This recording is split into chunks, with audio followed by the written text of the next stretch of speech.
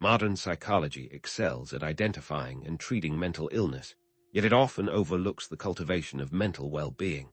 Have we become so focused on fixing what's broken that we've forgotten how to build strength? Could ancient practices hold keys to unlocking inner peace that modern methods often miss? Have we sacrificed holistic healing for symptom-focused treatments?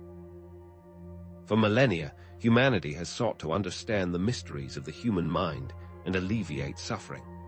Ancient cultures often viewed mental distress as a spiritual imbalance, requiring rituals, community support, and a profound connection to nature for healing. These healers, shamans, and spiritual leaders acted as guides, navigating the unseen realms of the psyche and bridging the gap between the individual and the cosmos. They sought not merely to suppress symptoms, but to restore harmony within the individual and their world, often through practices that seem far removed from our modern, evidence-based approaches. It was Carl Jung, grappling with the complexities of the human psyche, who first illuminated the concept of archetypes, these primordial patterns that shape our thoughts, feelings, and experiences. Jung recognized that these archetypes, found across cultures and throughout history, represent a bridge between ancient wisdom and modern psychology. He sought to reconcile the rational mind with the unconscious, valuing both objective and subjective forms of knowing.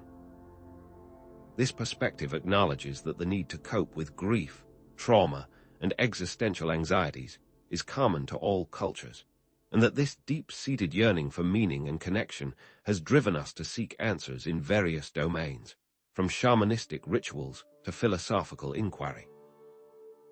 However, modern society's over-reliance on medication and therapy, with a neglect of traditional wisdom, often leads to a fragmented and incomplete approach to mental health. Modern approaches often reduce complex human experiences to biological or psychological factors, ignoring the spiritual, social, and cultural dimensions. This can leave individuals feeling like mere collections of symptoms, rather than whole, interconnected beings.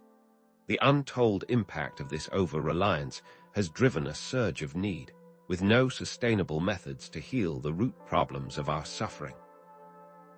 Given these challenges to accessing our authentic selves, how can we learn to discern the whispers of the unconscious from the noise of the external world, and integrate this forgotten wisdom into our modern lives? This exploration will delve into shamanistic trauma healing, ancient Greek practices of self-reflection, Eastern mind-body approaches, and community-based healing rituals, revealing their potential to complement modern approaches and offer a more complete path to mental well-being. By immersing yourself in this exploration, you won't just learn about these ancient practices. You'll discover how to build resilience, improve connections, and explore holistic approaches to healing that resonate with your own unique needs. So, let's embark on this exploration of forgotten wisdom and discover the transformative power that lies hidden within our past. Can ancient shamanistic practices offer insights into trauma healing that are missed by modern, purely scientific approaches, or is it mere superstition? In a world increasingly governed by evidence-based medicine, shamanistic healing often faces skepticism, dismissed as primitive or unscientific. But is there something to be gained by exploring approaches that prioritize spiritual and community healing over purely symptom management, especially when modern methods fall short? Modern trauma treatment often focuses on individual therapy and pharmaceutical interventions, aiming to alleviate symptoms and help individuals cope with their experiences. In stark contrast, shamanism views trauma as a disruption of spiritual balance and interconnectedness, a wound that affects not only the individual, but also their community and their relationship with the natural world. This perspective suggests that healing requires restoring harmony within the individual and their broader environment, addressing the spiritual roots of trauma rather than simply managing its psychological manifestations. But can such a seemingly esoteric approach truly offer tangible benefits? Shamanism, derived from the Siberian Tungus word, shaman, refers to a system of beliefs and practices involving altered states of consciousness to interact with the spirit world for healing, divination, and guidance.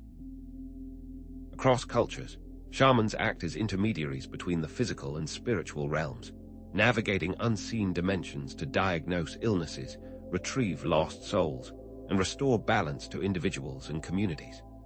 Shamans see trauma as a soul wound or spiritual imbalance that fragments the soul, creating illness, disconnection, and imbalance in the individual and their community. Unlike a modern therapist who primarily works within the confines of the conscious mind, the shaman acts as a spiritual guide, healer, and community leader, employing rituals and altered states of consciousness to access and address the underlying spiritual causes of trauma. But how do these rituals work in practice? Consider the ritual of soul retrieval, a common practice in shamanistic healing. When a person experiences trauma, it is believed that a part of their soul, their vital essence, can become lost or fragmented as a coping mechanism. This soul loss can manifest as feelings of incompleteness, dissociation, chronic fatigue, and a diminished sense of self.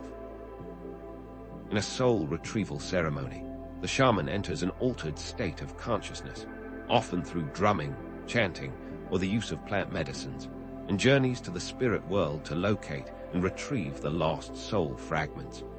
The shaman then returns these fragments to the individual, reintegrating them into their being and restoring wholeness.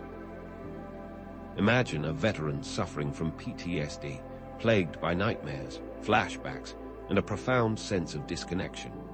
After years of conventional therapy with limited success, he participates in a shamanic soul retrieval ceremony.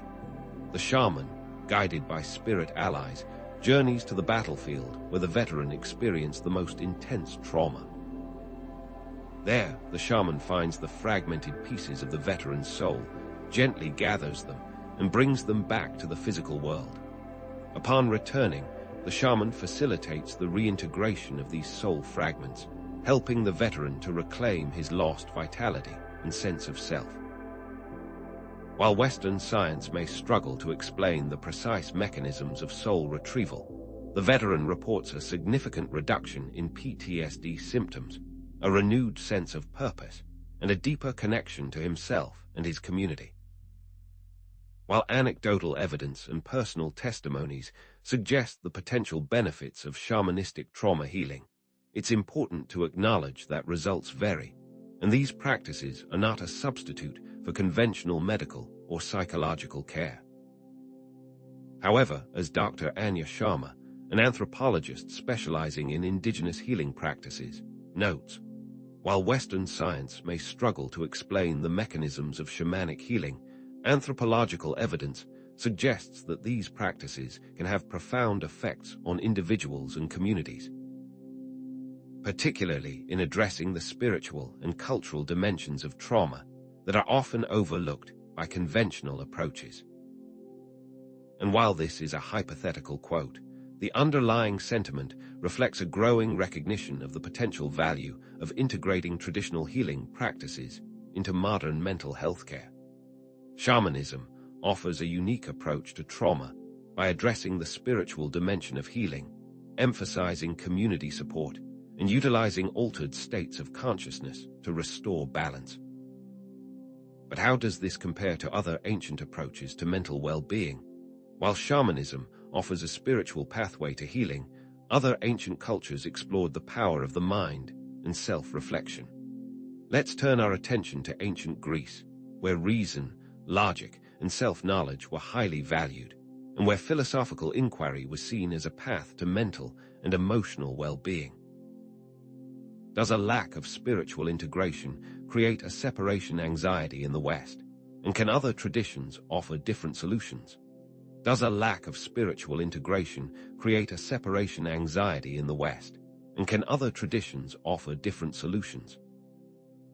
Perhaps the ancient Greeks, despite their emphasis on reason, offer an alternative that has been unjustly overlooked in our modern pursuit of mental well-being.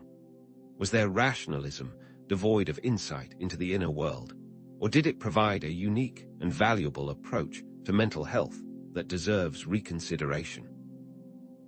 While shamanism focuses on spiritual imbalances and community-based healing, did the Greeks, in their own way, discover methods to address mental suffering through reason, self-awareness, and the pursuit of knowledge? It's easy to assume that ancient Greece, the birthplace of democracy and philosophy, was solely focused on external achievements and intellectual pursuits, neglecting the importance of emotions and the inner life. In contrast to the shamanistic worldview, which emphasized the interconnectedness of all things and the influence of the spirit world, the ancient Greeks sought universal truths through rational analysis and the power of individual reason. Shamanism, with its reliance on altered states of consciousness and communication with spirits, stands in stark opposition to the emerging Greek emphasis on logic, intellectual inquiry, and the pursuit of knowledge as paths to understanding oneself and the world. But did this emphasis on reason truly exclude the exploration of mental well-being, or did it simply approach it from a different angle? At the heart of ancient Greek philosophy lies the Delphic maxim, "Know thyself." This seemingly simple phrase encapsulates a central tenet of their approach to mental well-being, suggesting that understanding one's own nature, strengths, and weaknesses was essential for living a virtuous and balanced life. But how did the Greeks see this knowing as an antidote to psychological distress? For the Greeks, self-knowledge was not merely an intellectual exercise, but a practical tool for navigating the complexities of life and avoiding the pitfalls of hubris, intemperance, and other forms of psychological imbalance. One can imagine Socrates tirelessly questioning his fellow Athenians, not just to uncover philosophical truths, but also to help them gain a deeper understanding of themselves and their motivations. This emphasis on self-awareness is a thread that runs through much of ancient Greek thought, suggesting that mental well-being was intrinsically linked to the ability to understand and regulate one's own emotions and behaviors. Consider Socrates' method of questioning, often referred to as the Socratic method. Could this ancient practice be a precursor to modern cognitive therapy? Both approaches aim to challenge and restructure negative or irrational thought patterns. Just as a cognitive therapist helps a client identify and examine the assumptions underlying their beliefs and emotions, Socrates used probing questions to expose contradictions and inconsistencies in his interlocutor's thinking. By carefully examining their own beliefs and assumptions, individuals could gain a clearer understanding of themselves and the world around them, leading to greater emotional stability and well-being. Imagine a modern patient struggling with anxiety. A cognitive therapist might use Socratic questioning to help the patient identify the irrational thoughts that are fueling their anxiety. Similarly, Socrates might have challenged an Athenian citizen's belief in the importance of wealth or power, encouraging them to question the values that were driving their unhappiness. Plato, Socrates' student, further elaborated on this theme with his theory of forms. Could this theory be a way of understanding the ideal nature of things and its potential to inspire individuals to strive for excellence and self-improvement? Plato argued that the physical world is merely a shadow of a higher realm of forms, perfect and unchanging archetypes of all things. By contemplating these forms, individuals could gain insight into the true nature of reality and strive to embody these ideals in their own lives.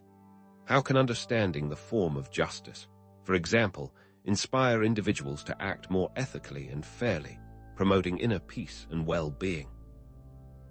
The pursuit of these ideals, according to Plato, was not just a philosophical exercise, but a path to self-improvement and a more fulfilling life. This resonates with modern concepts of self-actualization and the pursuit of meaning, suggesting that the Greeks recognized the importance of striving for something beyond mere material success. Dialogue and conversation played a central role in ancient Greek philosophical practice. Was this simply intellectual sparring, or did it serve a deeper psychological purpose? Engaging with others to explore ideas, challenge assumptions, and gain new perspectives was seen as essential for intellectual and emotional growth. The philosophical discussions in the agora, the public square, served as a form of communal self-reflection and intellectual stimulation. Imagine a group of Athenians gathered in the agora, debating the nature of justice, courage, or love. Through this process of open and honest exchange, they could clarify their own beliefs, challenge their assumptions, and gain new insights into themselves and the world around them. This emphasis on dialogue highlights the importance of social connection and intellectual stimulation in promoting mental well-being, something that is often lacking in our increasingly isolated modern world. Beyond dialogue, the ancient Greeks also engaged in contemplative practices, such as Stoicism. What can we learn from their emphasis on acceptance, emotional regulation, and living in accordance with nature? The Stoics, for example, emphasized the importance of accepting what is beyond our control and focusing on what we can influence, such as our thoughts and actions. A key Stoic practice was negative visualization, where individuals contemplate potential misfortunes to cultivate resilience and gratitude. Imagine a modern individual struggling with fear of failure. A Stoic might advise them to contemplate the worst-case scenario, not to dwell on it, but to prepare themselves mentally and emotionally for potential setbacks. This practice, by reducing the power of fear and promoting acceptance, could lead to greater emotional stability and resilience. Ultimately, the Greeks aimed for eudaimonia, often translated as flourishing. But how did they define this ultimate goal of life, and what does it have to do with mental well-being? The Greeks believed that eudaimonia could be achieved by cultivating virtue, living in harmony with oneself and others, and engaging in meaningful activities. This state of flourishing was not simply a matter of pleasure or happiness, but a deeper sense of purpose and fulfillment that came from living a life of meaning and virtue. Consider the connection between purpose, meaningful work, strong relationships, and mental well-being. For the Greeks, a life without purpose, without meaningful connections to others, and without the pursuit of virtue was a life destined for unhappiness and psychological distress. In essence, the ancient Greeks offer a powerful model for mental well-being that emphasizes the power of reason, self-knowledge, dialogue, contemplation, and the pursuit of eudaimonia. These practices, while rooted in ancient philosophy, continue to resonate today, offering valuable insights into the nature of the human mind and the path to a more fulfilling life. The Greeks, while valuing logic, also understood the importance of inner exploration for a good life. But while the ancient Greeks focused on the power of reason, Eastern traditions offer a different perspective, emphasizing the interconnectedness of mind, body, and spirit. Let's now turn our attention to these holistic approaches. We will explore practices like yoga, meditation, and traditional Chinese medicine, which integrate physical postures, breathing techniques, and mental discipline to promote healing and balance. What is the relationship between body, mind, and spirit, and how does neglecting this relationship harm mental well-being? Does the Western tendency to separate mind and body limit our understanding of mental health, preventing us from accessing potentially more effective healing modalities? Is Western medicine's focus on the brain as the primary source of mental well-being neglecting other critical aspects of human experience, like energy flow, emotional blockages, and spiritual integration? Perhaps the division itself is a symptom of a deeper cultural bias, one that blinds us to the wisdom inherent in other traditions. In stark contrast to the Western separation of mind and body, Eastern perspectives view these elements, along with the spirit, as interconnected and interdependent. For optimal health, restoring harmony among these elements becomes paramount. Emotional distress, for instance, can manifest as physical symptoms, such as chronic pain, digestive issues, or fatigue. Conversely, physical ailments can profoundly impact mental and emotional well-being. Consider the experience of chronic pain sufferers, whose physical discomfort often leads to anxiety, depression, and a diminished quality of life. Treating each in isolation becomes a Sisyphean task, a never-ending cycle of symptom management without addressing the root cause. But are we truly seeing the whole picture when we dissect the human experience into isolated systems? This is the forbidden knowledge that the status quo wants to hide from you. Yoga, an ancient practice originating in India, offers a pathway to inner balance by integrating physical postures, asanas, breathing techniques, pranayama, and mental discipline, meditation. With roots stretching back thousands of years, yoga encompasses various styles, from the physically demanding Ashtanga to the more restorative Yin yoga. But yoga is more than just a workout. It is a holistic practice that aims to unite the body, mind, and spirit. The concept of prana, or life force, is central to yoga philosophy. Prana is believed to flow through the body along specific pathways called nadis. Yoga aims to regulate the flow of prana, clearing blockages and promoting vitality and emotional stability. Just as a river needs clear channels to flow freely, so too does prana require open nadis to nourish the body and mind. Can we truly understand mental health without considering the flow of energy within us? Meditation and mindfulness practices, often intertwined with yoga, offer further pathways to inner balance. Meditation involves training the mind to focus on a single point of reference, such as the breath, a mantra, or a visual image. Mindfulness, on the other hand, refers to a specific state of open, non-judgmental attention to present moment experience. This present moment awareness plays a crucial role in regulating negative thought patterns. By observing thoughts and emotions without judgment, we can begin to detach from them, reducing their power over us. Research has shown that regular meditation and mindfulness practices can reduce stress, anxiety, and depression, improve focus and concentration, and cultivate emotional resilience. But here's what most people miss. The true power of meditation lies not in escaping from thoughts and emotions, but in transforming our relationship with them.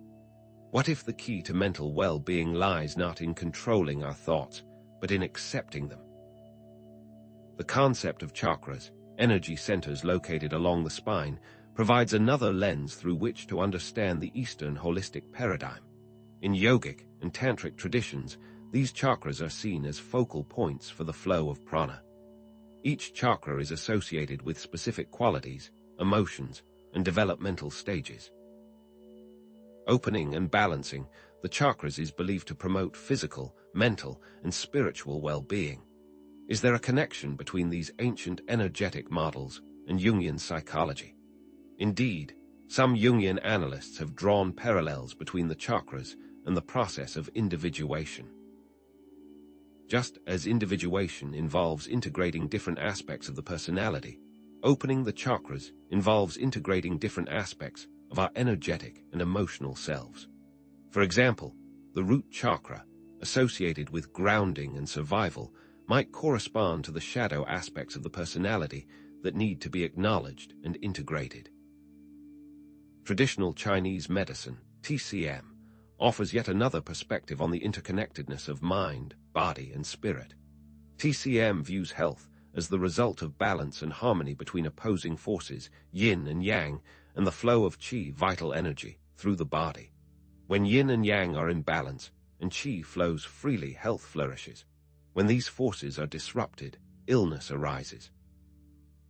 The concept of meridians, or energy pathways, is central to TCM. Acupuncture and acupressure can be used to stimulate these points, promoting the flow of qi. Can these ancient practices unlock dormant healing potential within us? TCM addresses mental health through a variety of modalities, including herbal remedies, acupuncture, dietary recommendations, and lifestyle adjustments. Each treatment is tailored to the individual's specific needs and imbalances. For example, herbal formulas like Ziro Yaosan are used to treat anxiety, irritability, and depression by calming the liver and regulating the flow of qi. Acupuncture, by stimulating specific points on the body, can also help to calm the mind and regulate emotions. But is this simply a placebo effect, or is there something more profound at work? Consider the case of Sarah, a 45-year-old woman suffering from chronic anxiety. For years, she relied on medication to manage her symptoms, but the side effects were debilitating, and the underlying anxiety persisted. Desperate for relief, she turned to a combination of yoga, meditation, and acupuncture. Initially skeptical, Sarah was surprised by the profound effects of these practices. Yoga helped her to connect with her body and release pent-up tension. Meditation quieted her racing thoughts and cultivated a sense of inner peace. Acupuncture, by stimulating specific points on her body, seemed to unlock a deep sense of relaxation. Over time, Sarah was able to gradually reduce her reliance on medication and experience a significant improvement in her mental and emotional well-being. As her yoga teacher, Emily, explained, yoga is not just about physical flexibility. It's about cultivating inner awareness and connecting with your true self, which can have profound effects on mental and emotional well-being. But the forbidden knowledge, yet again, the multi-billion-dollar industry will always be against anything that offers similar benefits, but at a lower price. In essence, Eastern mind-body practices emphasize interconnectedness, balance, energy flow, and self-awareness. These practices offer a holistic approach to mental health, addressing the root causes of suffering and promoting inner harmony. While Western medicine often focuses on treating symptoms, Eastern practices aim to restore balance and promote long-term well-being. But are these practices merely a supplement to Western medicine, or do they represent a fundamentally different paradigm of healing? While Eastern practices emphasize individual balance, healing also occurs in community. Let's explore the power of social connection. Does our modern focus on individualism undermine our mental health, and what role does community play in healing? We will now turn our attention to the importance of community support, social rituals, and collective healing practices in various cultures, where group therapy, indigenous healing circles, and other community-based interventions offer perspectives and benefits beyond anything found in traditional, Western, individualistic practices. In contrast to Eastern practices that emphasize individual balance, is it possible that healing also occurs in community? In an increasingly individualistic society, have we forgotten the fundamental human need for belonging and connection, and how does it affect mental health? Perhaps modern society's emphasis on self-reliance and personal achievement may inadvertently undermine our sense of community and collective well-being. The modern tendency is to seek individual solutions to mental health challenges, such as therapy or medication. Yet, historically and cross-culturally, community-based healing practices were the norm. Are we missing something vital by focusing solely on individual interventions? Modern approaches often emphasize individual responsibility and self-improvement, while traditional approaches emphasize collective responsibility and mutual support. Is the pendulum swinging too far in one direction, neglecting the inherent human need for connection? To understand this interconnectedness, consider the concept of Ubuntu. Ubuntu is a Nguni Bantu term that encapsulates the idea of humanity towards others. It reflects the belief that an individual's well-being is inextricably linked to the well-being of the community. Ubuntu suggests that a person is a person through other people. This is how connection can address mental health concerns. In a society guided by Ubuntu, mental health is not solely an individual responsibility, but a collective one. Support, compassion, and empathy are woven into the fabric of daily life. Ubuntu encourages us to see ourselves as part of a larger whole, recognizing that our actions and experiences impact those around us. But how can this philosophy translate into tangible mental health benefits? Community-based healing encompasses a range of practices and approaches that utilize social support, shared experiences, and collective action to promote mental and emotional well-being.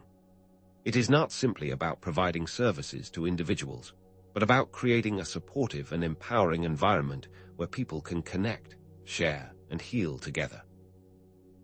Central to community-based healing is the emphasis on social connection, reciprocity, and mutual aid in fostering mental resilience and well-being within communities. Acts of kindness, empathy, and generosity can create a ripple effect, strengthening social bonds and promoting a sense of belonging. But can such intangible qualities truly combat the grip of mental illness? In addition to fostering general well-being, community-based practices can address collective trauma. Collective trauma refers to a shared experience of adversity or suffering that affects an entire community or group of people. Examples include the intergenerational trauma experienced by indigenous communities due to colonization, the trauma of war experienced by entire nations, or the trauma of systemic racism experienced by marginalized groups. These traumas leave deep scars on the collective psyche, impacting mental health, social relationships, and cultural identity. Community-based practices can address collective trauma by providing a space for shared grieving, collective healing, and social reconciliation. Talking circles, for instance, allow community members to share their stories, listen to each other with empathy, and offer support and guidance. Through this process, individuals can begin to heal from their personal wounds and reconnect with their cultural heritage. It is also important to discuss the healthy and unhealthy aspects of community. While community can be a source of support and healing, it can also be a source of harm. Cults and abusive families may also be considered communities, albeit unhealthy ones. How, then, can we evaluate whether a community is truly beneficial? Healthy communities are characterized by trust, respect, and autonomy. Members feel safe to express their opinions, disagree respectfully, and make their own choices. In contrast, unhealthy communities are characterized by control, manipulation, and coercion. Members are pressured to conform, discouraged from questioning authority, and denied their individual autonomy. So what signs indicate a truly supportive community? Consider Alcoholics Anonymous, AA, as a modern example of a community-based approach to addiction recovery and mental health.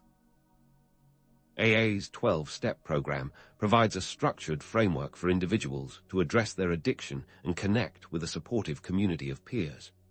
Central to AA's success is the emphasis on shared experience, mutual support, and accountability.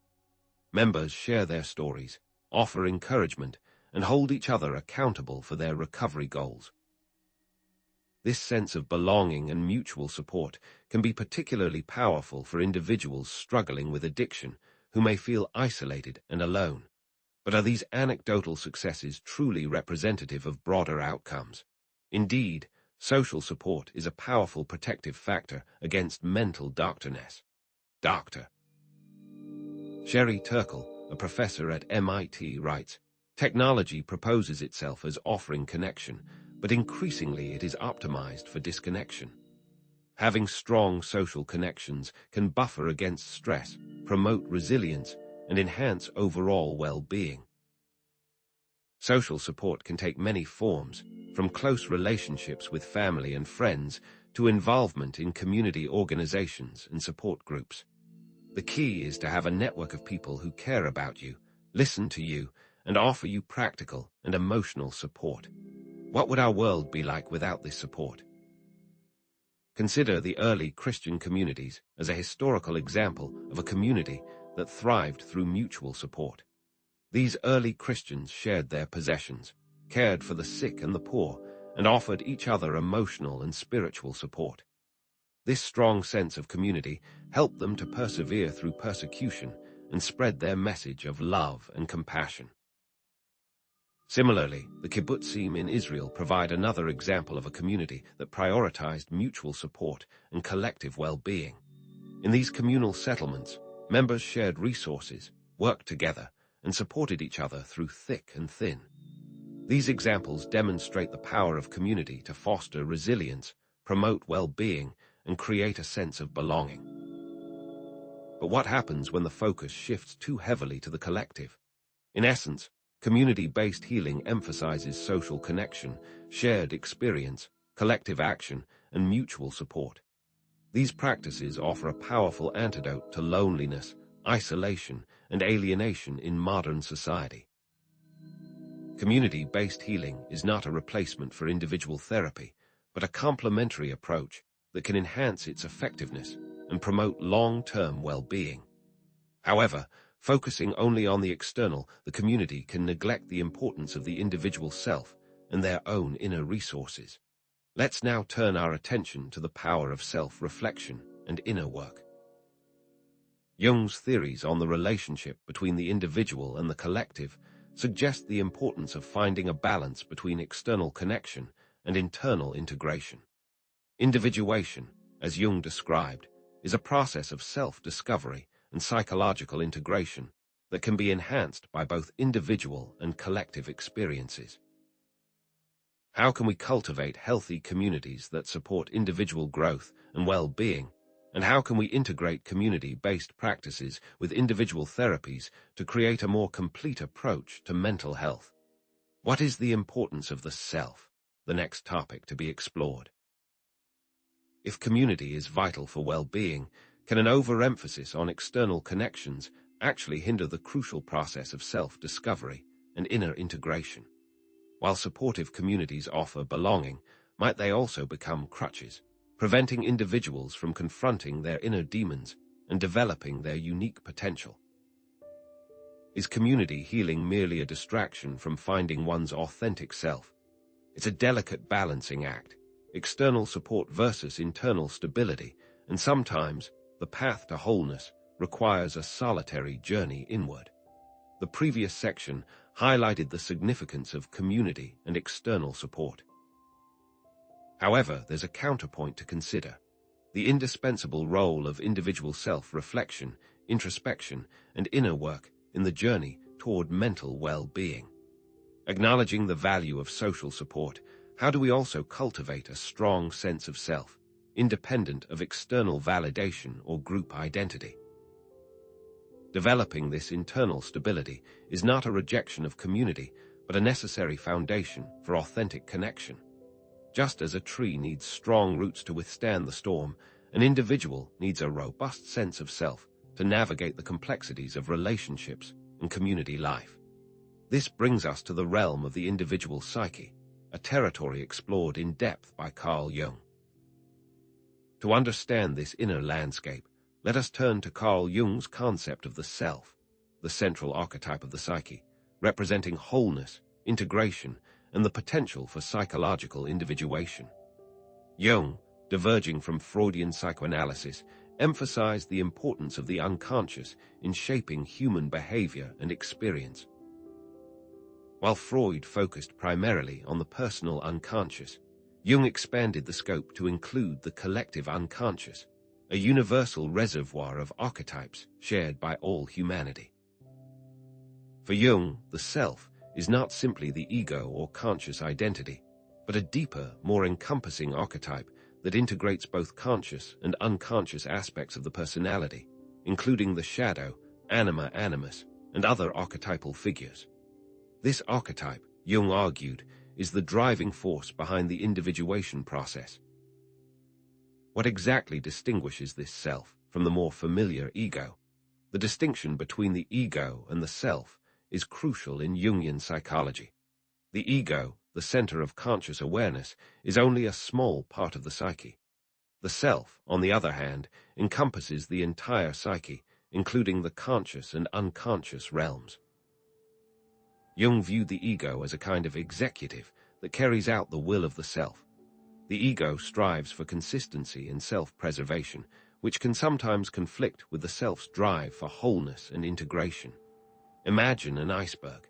The ego is the visible tip above the water, while the self is the vast, submerged portion, representing the totality of the personality. The self is not an entity to be achieved, but rather a potential to be realized. The realization of this potential is the process of individuation, described by Jung as a lifelong journey of psychological development and self-realization, where individuals strive to become more fully themselves by integrating their conscious and unconscious aspects. Individuation is not about achieving perfection or becoming a superhuman, but about embracing one's totality, including both strengths and weaknesses, light and shadow. Jung writes, individuation does not mean that one becomes better, higher, stronger, more intelligent. It only means the attainment of one's own unique and therefore, in the last analysis, inexplicable identity. This process is often depicted symbolically as a journey, a quest, or a series of trials that lead to self-discovery and transformation. But how does one embark on such a journey?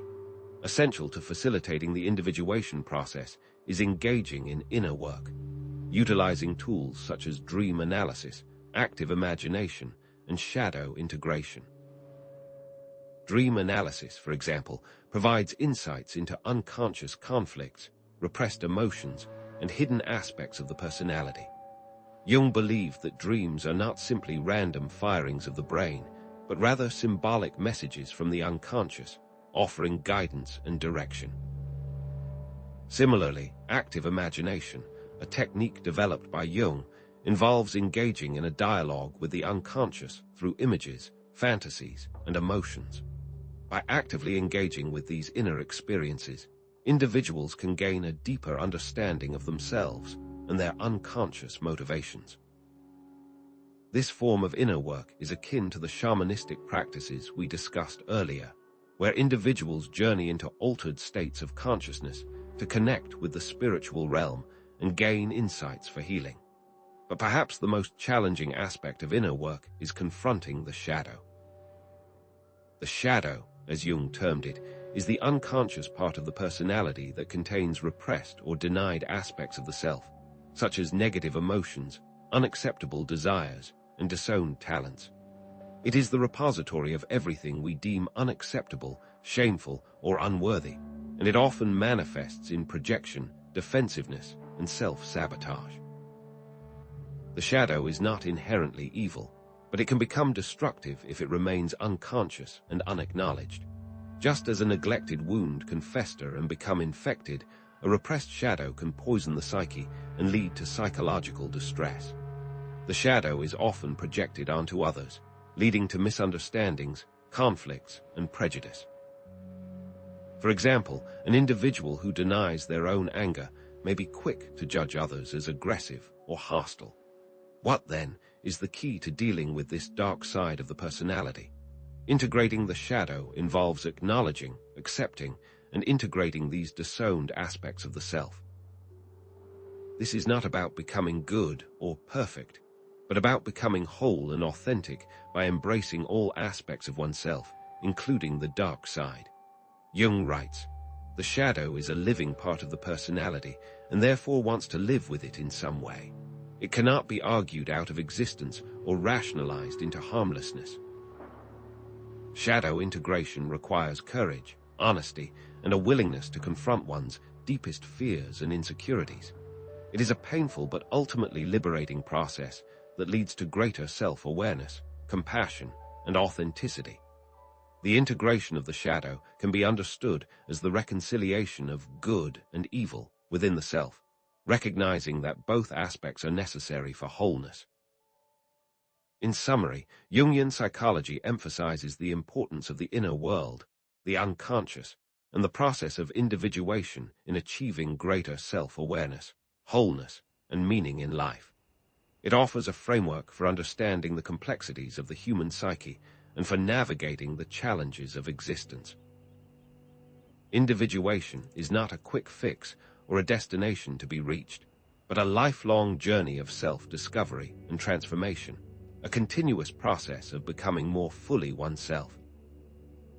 Now that we have explored various approaches to healing from shamanistic rituals and ancient Greek philosophy to Eastern mind-body practices, community-based healing, and Jungian psychology, let's consider how we can integrate these different strands of wisdom to create a more holistic and effective approach to mental well-being.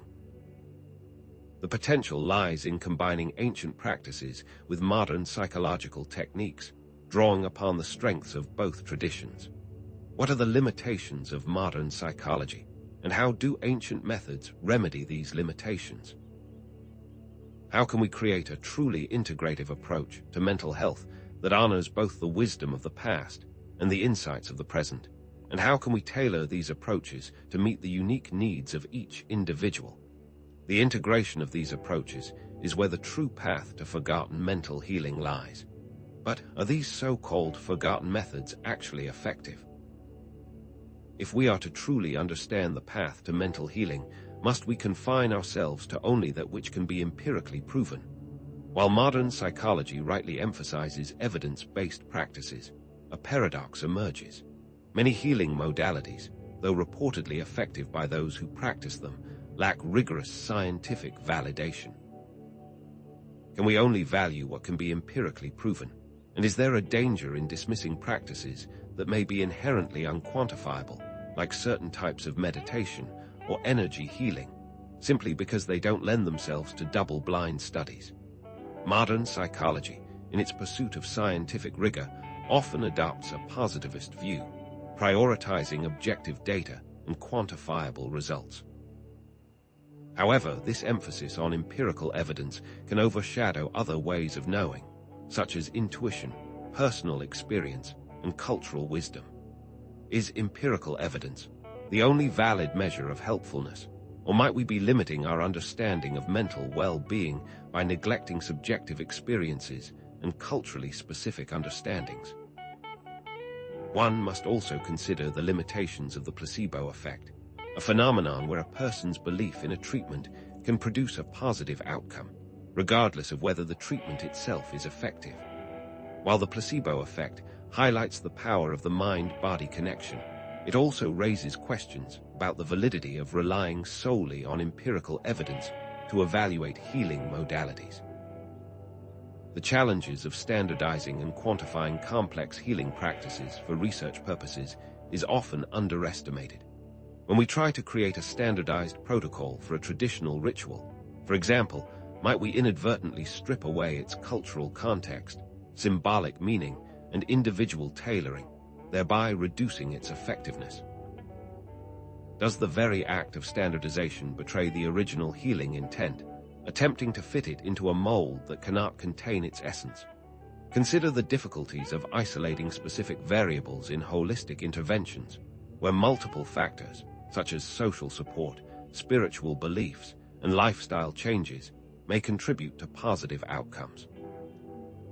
How, for instance, can researchers accurately measure the singular impact of a wilderness retreat when the experience intrinsically involves nature immersion, physical activity, group bonding, and self-reflection all at once? Moreover, the concept of cultural bias in psychological research must be addressed. Western norms and values may be unconsciously imposed on other cultures, leading to misinterpretations or invalid conclusions. Is modern psychology, despite its best intentions, inherently biased, viewing mental health through a Western lens that fails to capture the nuances of other cultural perspectives?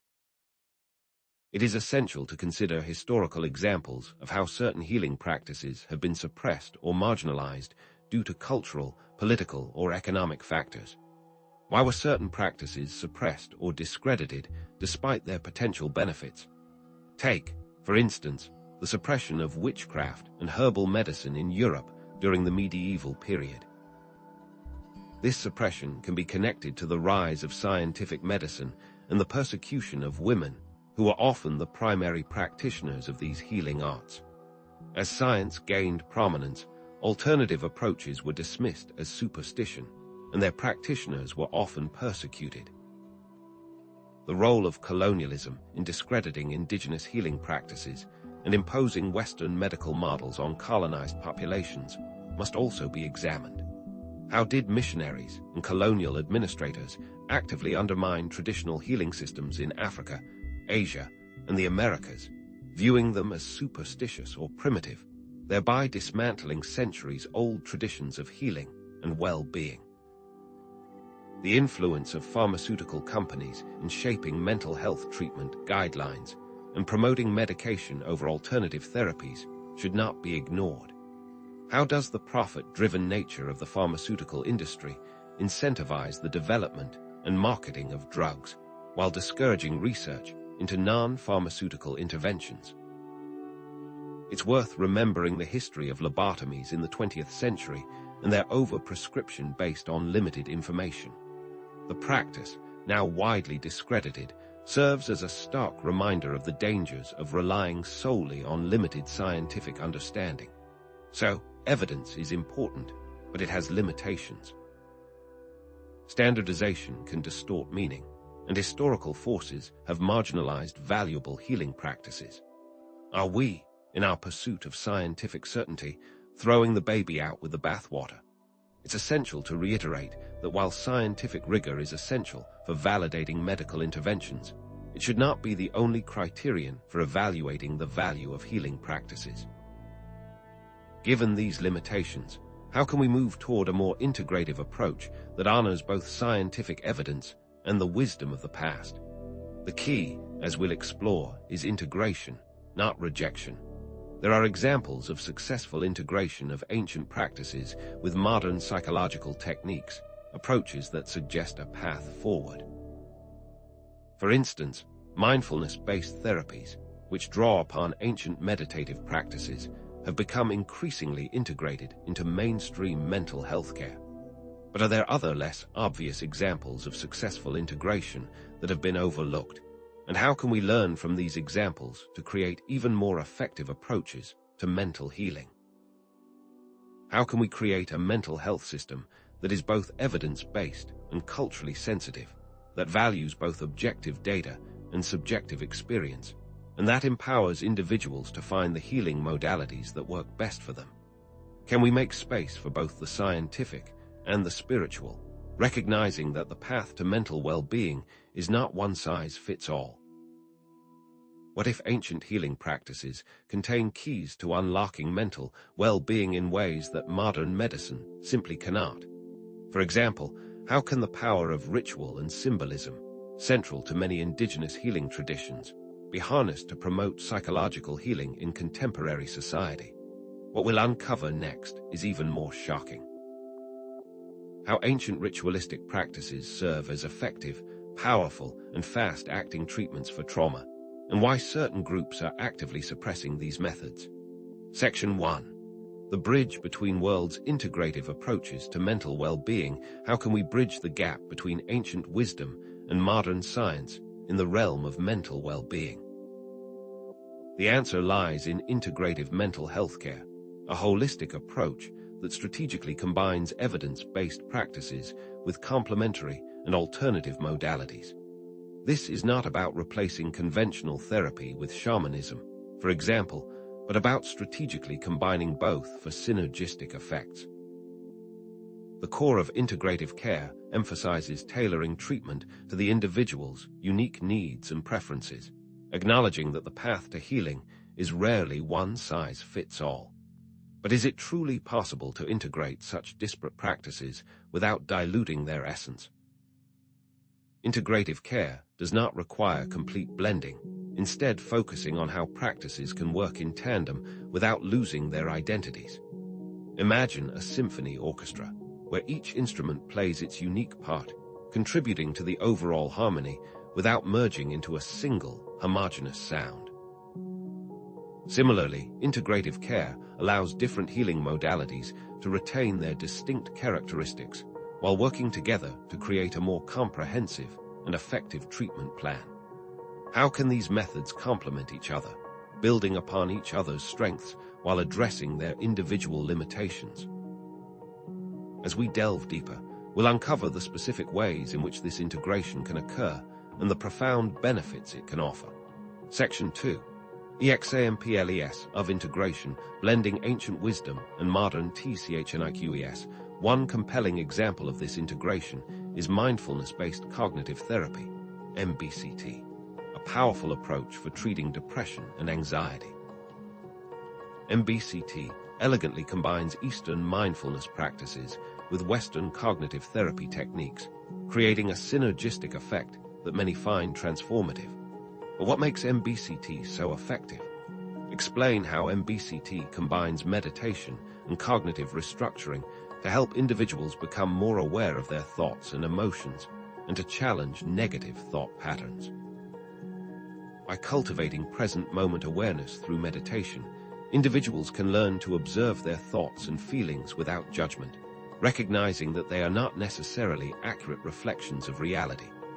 Cognitive restructuring, on the other hand, helps individuals identify and challenge negative thought patterns, replacing them with more balanced and realistic ones. But is it the blend of these practices or the practices themselves that make MBCT effective? Perhaps the key lies in the way mindfulness enhances cognitive restructuring, allowing individuals to approach their negative thoughts with greater clarity and emotional distance. Or perhaps the cognitive component adds a structured framework to the practice of mindfulness, making it more accessible and applicable to everyday life. Modern trauma therapy is also increasingly incorporating elements of shamanistic healing to address the spiritual and energetic dimensions of trauma. Does this blending diminish the power of shamanic practices, or does it, in fact, amplify their healing potential? Somatic experiencing, for example, helps individuals release trapped trauma energy from the body, allowing them to access and process traumatic memories that may be stored at a pre-verbal level. Has evidence of the effectiveness of somatic experiencing been found? Studies suggest that SE techniques have been effective in reducing PTSD symptoms by gently releasing tension within the nervous system.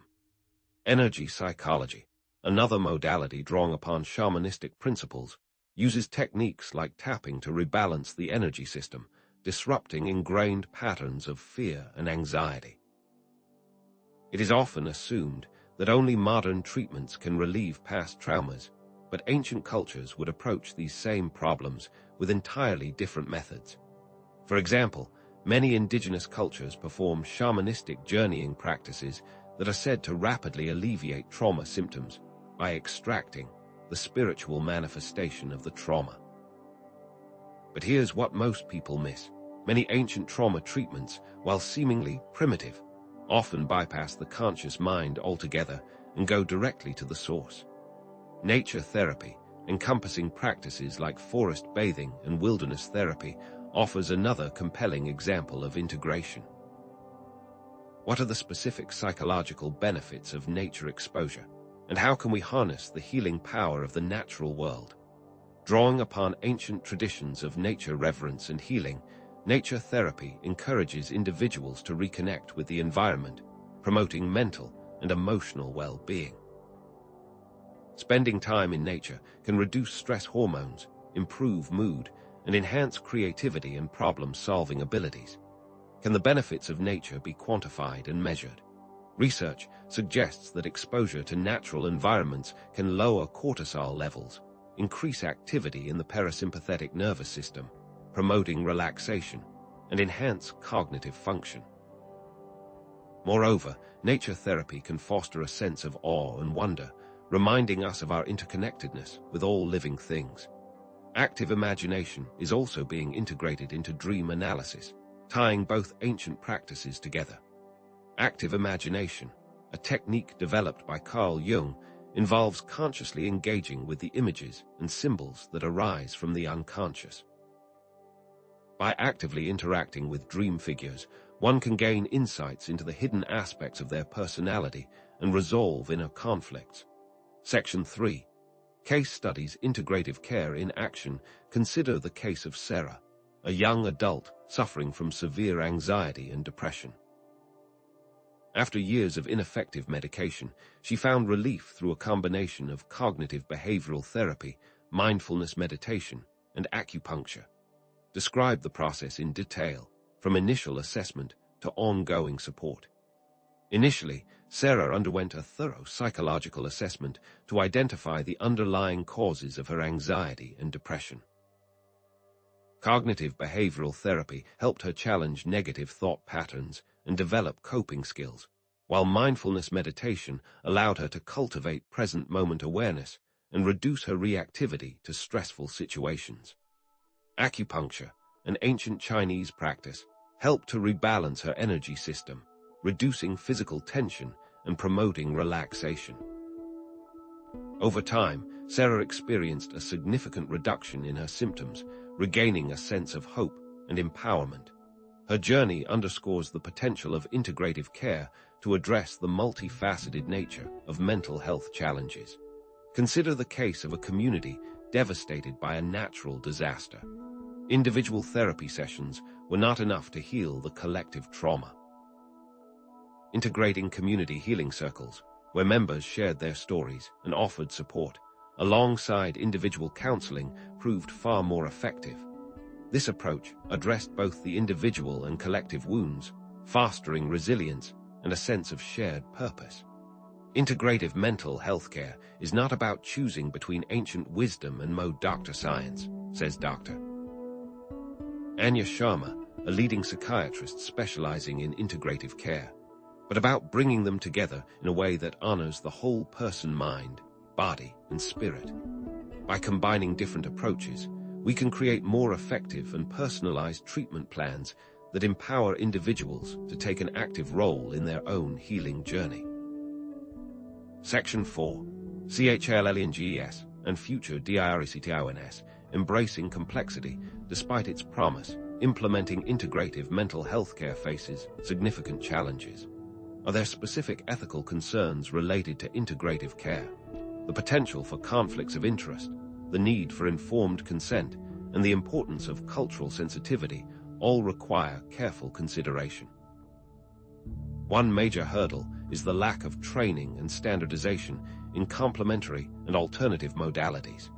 Many mental health professionals lack the necessary expertise to effectively integrate these practices into their treatment plans.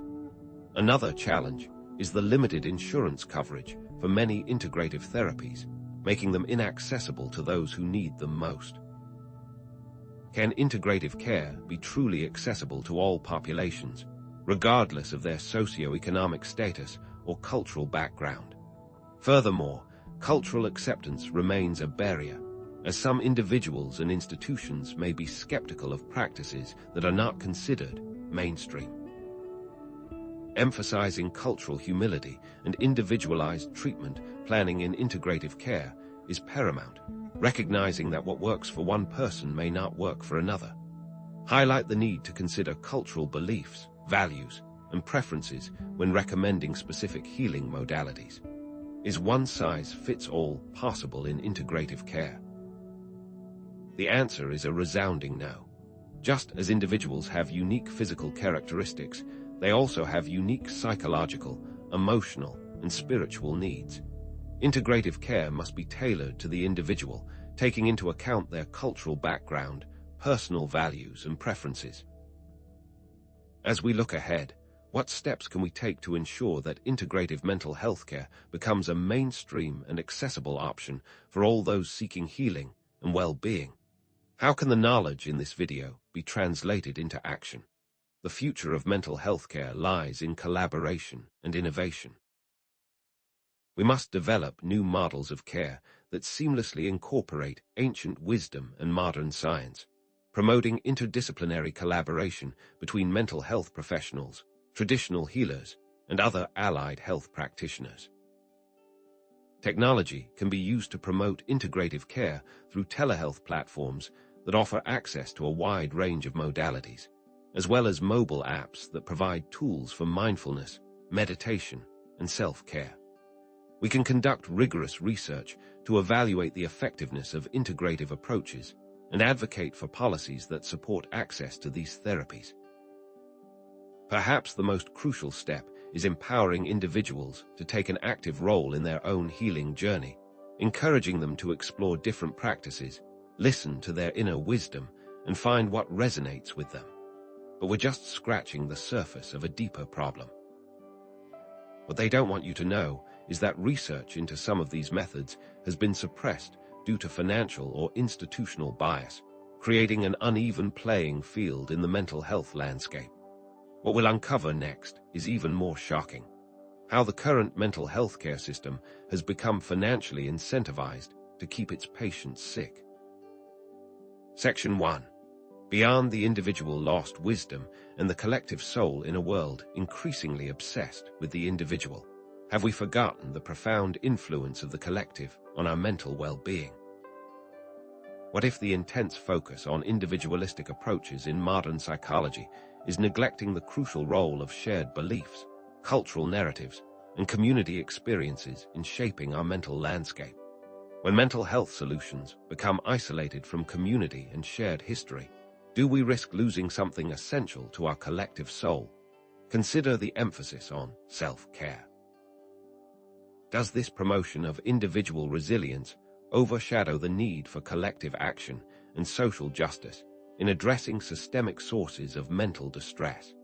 Is the incessant promotion of individual resilience a subtle distraction from the larger societal problems that demand collective solutions? These questions strike at the heart of a growing unease with the individualistic bent of modern psychology, which some argue has lost touch with the power of collective healing. Contrast this modern emphasis on individual autonomy and self-reliance with ancient traditions that viewed mental health as intrinsically linked to community harmony, ancestral connections, and the well-being of the natural world. Imagine a village where mental distress is not seen as an individual pathology, but as a sign of disharmony within the community itself.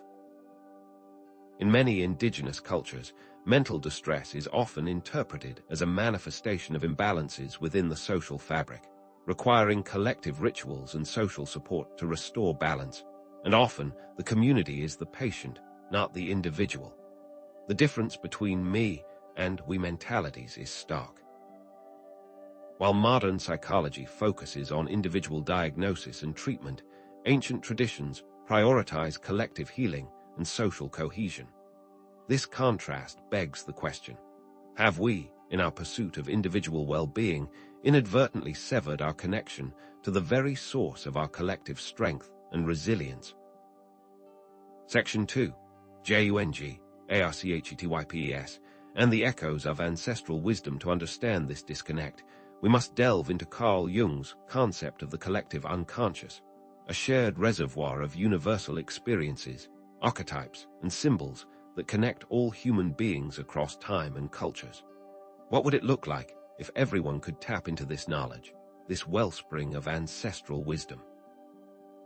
Jung believed that myths, legends, and fairy tales are not mere stories, but powerful expressions of the collective unconscious, containing valuable insights into the human psyche and the path toward individuation. These narratives, passed down through generations, offer symbolic maps of the human experience, guiding us through the trials and tribulations of life. What happens when these stories are removed, when myths and legends fade from our collective consciousness? Do we lose access to these vital psychological resources, these archetypal blueprints for navigating the complexities of the human psyche? Connect Jung's concept of archetypes, e.g., the Great Mother, the Wise Old Man, the shadow, to recurring themes and motifs in ancient healing practices, suggesting that these practices may tap into deep-seated psychological patterns and needs. Consider the archetype of the wounded healer, the individual who has overcome their own personal challenges to guide others. How might this archetype explain the prevalence of shamans and healers who have faced their own demons and emerged transformed, ready to assist others on their healing journeys? Does this archetypal resonance amplify or diminish their efficacy? Does the very act of confronting and integrating their own shadows provide them with a unique capacity for empathy and understanding, allowing them to connect with others on a deeper level? These are not merely abstract concepts, but potent forces that shape our individual and collective experiences, influencing our perceptions, emotions, and behaviors. Discuss the implications of the collective unconscious for understanding mental health, suggesting that forgotten wisdom may hold keys to addressing universal psychological challenges and promoting collective well-being. Jung argued that the collective unconscious is not simply a repository of archaic information, but a dynamic force that shapes our present-day experiences. By accessing this collective wisdom, we can gain insights into the root causes of our psychological distress and discover new pathways toward healing. This raises a profound question. Could the dismissal of ancient practices be a form of cultural amnesia, depriving us of valuable tools for promoting mental health and fostering collective well-being? Section 3. Lost INSIGHTS from Ancient PRACTICS. A psychological perspective. Consider specific examples of lost psychological insights embedded in ancient practices. First, dream analysis. While modern interpretations often focus solely on individual psychology, ancient cultures viewed dreams as sources of guidance, prophecy, and healing. Dreams were not simply random firings of neurons, but messages from the gods, insights into the future, or glimpses into the hidden realms of the psyche. The Egyptians, for example, had elaborate dream interpretation manuals, believing that dreams could reveal the causes of illness and offer guidance for treatment. Now contrast this to Jungian dream analysis, which views dreams as a symbolic language of the unconscious. What are some modern techniques for dream analysis? Modern techniques include dream journaling and free association. In what ways do our ancestors' reliance on dreams contrast with modern therapies? While modern therapies often seek to interpret the manifest content of dreams, ancestral traditions focused on the latent symbolism, seeing dreams as pathways to deeper spiritual truths. Second, interpretation of omens. Ancient societies used omens and divination to gain insights into the future and to make decisions that promoted harmony and well-being. They believed that the universe was constantly communicating with them through signs and symbols, from the flight of birds to the patterns of tea leaves. What is the modern perspective? The interpretation of omens may seem like pure superstition, but it can also be understood as a way of accessing intuition and pattern recognition. Is intuition real? Jung believed that intuition was a valid cognitive function, allowing us to perceive information beyond the reach of our conscious awareness. How can one use intuition to improve their mental health? By paying attention to our gut feelings and intuitive insights, we can gain valuable information about our inner states and make decisions that are aligned with our true selves. Third, ritual. Ancient rituals served as powerful tools for managing emotions, processing grief, and fostering social cohesion. Whether it was a funeral ceremony, a harvest festival, or a coming-of-age initiation, rituals provided structured ways to express emotions, connect with others, and make meaning of life's transitions. Today, it seems that society has fewer rituals, but that the need is still there. How can modern society replace these rituals? Ancient rituals can be connected to modern concepts of mindfulness, group therapy, and symbolic expression. Engaging in mindfulness practices, such as meditation and yoga, can help us regulate our emotions and cultivate present-moment awareness. Participating in group therapy can provide a safe and supportive space to process difficult emotions and connect with others who share similar experiences. Engaging in creative expression, such as art, music, or dance, can allow us to tap into our unconscious and express emotions that are difficult to put into words. Finally, consider astrology. Many ancient cultures looked to the stars for guidance, mapping the human experience onto the celestial sphere. For many, the movements of celestial bodies were thought to reflect and influence events on Earth, offering insights into personality, relationships, and destiny. In what ways can the movement of celestial bodies align with the events of our lives? Some studies have shown correlation between personality traits and the alignment of celestial bodies at the time of birth, but there's no consensus. The very concept of a birth chart can be viewed as a method of self-reflection. Provide modern psychological interpretations of these ancient practices, demonstrating how they can be understood as ways of accessing unconscious wisdom, regulating emotions, and strengthening social bonds. Whether it's dream analysis, interpretation of omens, or ritual, these practices offer a framework for understanding our inner world, connecting with others, and making meaning of our lives. They provide us with a means of accessing unconscious wisdom, regulating our emotions, and strengthening our social bonds. Section 4.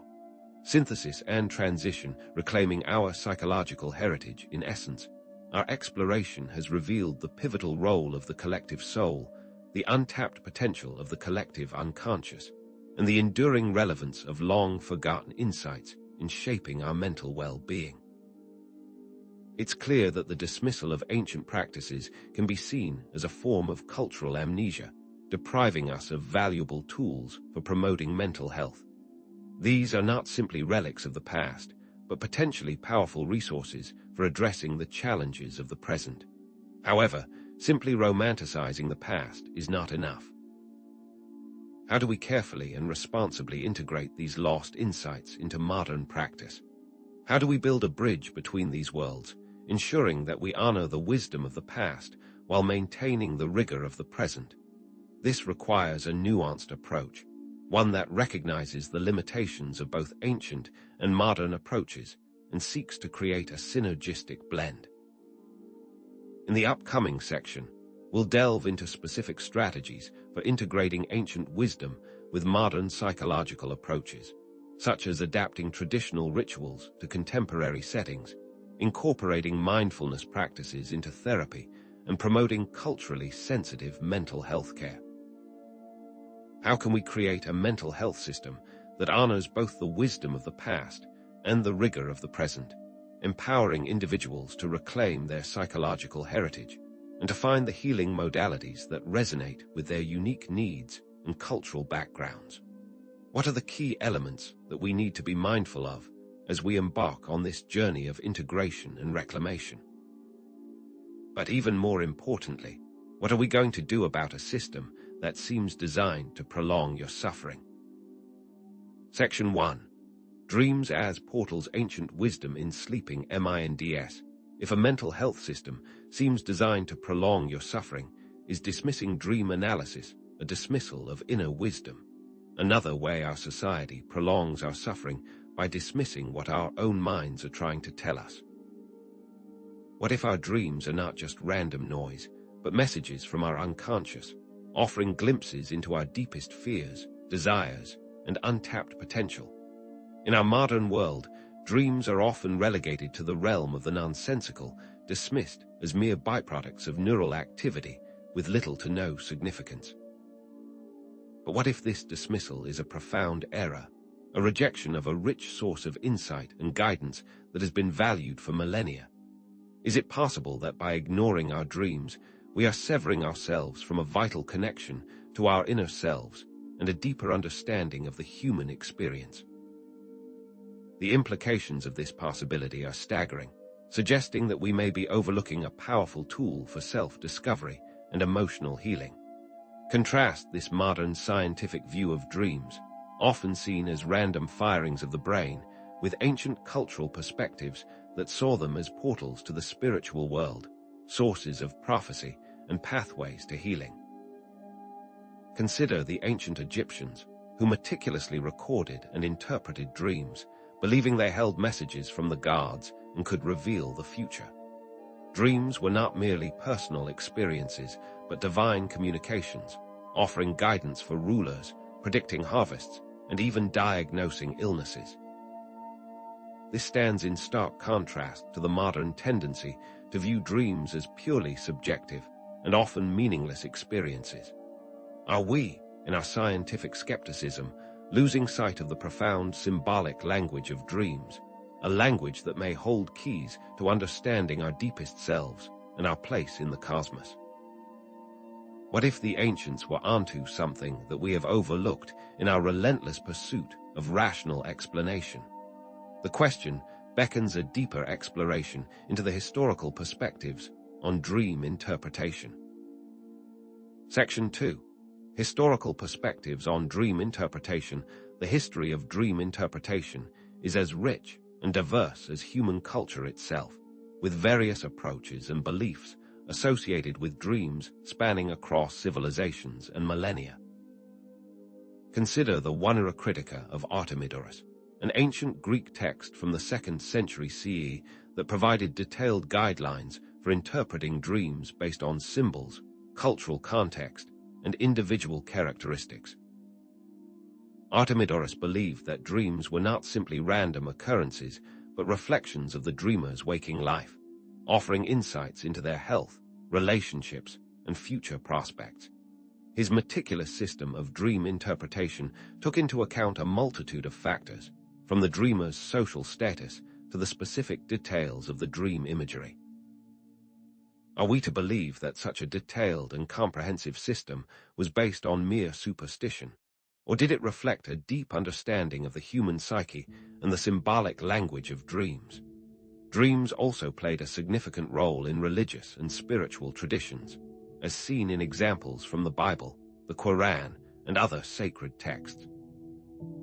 In the book of Genesis, Joseph's ability to interpret dreams allowed him to rise from slavery to become a powerful advisor to the Pharaoh, saving Egypt from famine. Daniel, in the Old Testament, interpreted King Nebuchadnezzar's dreams, foretelling the rise and fall of empires. These biblical figures were not simply lucky guessers, but divinely inspired interpreters, capable of deciphering the hidden meanings of dreams and revealing God's will.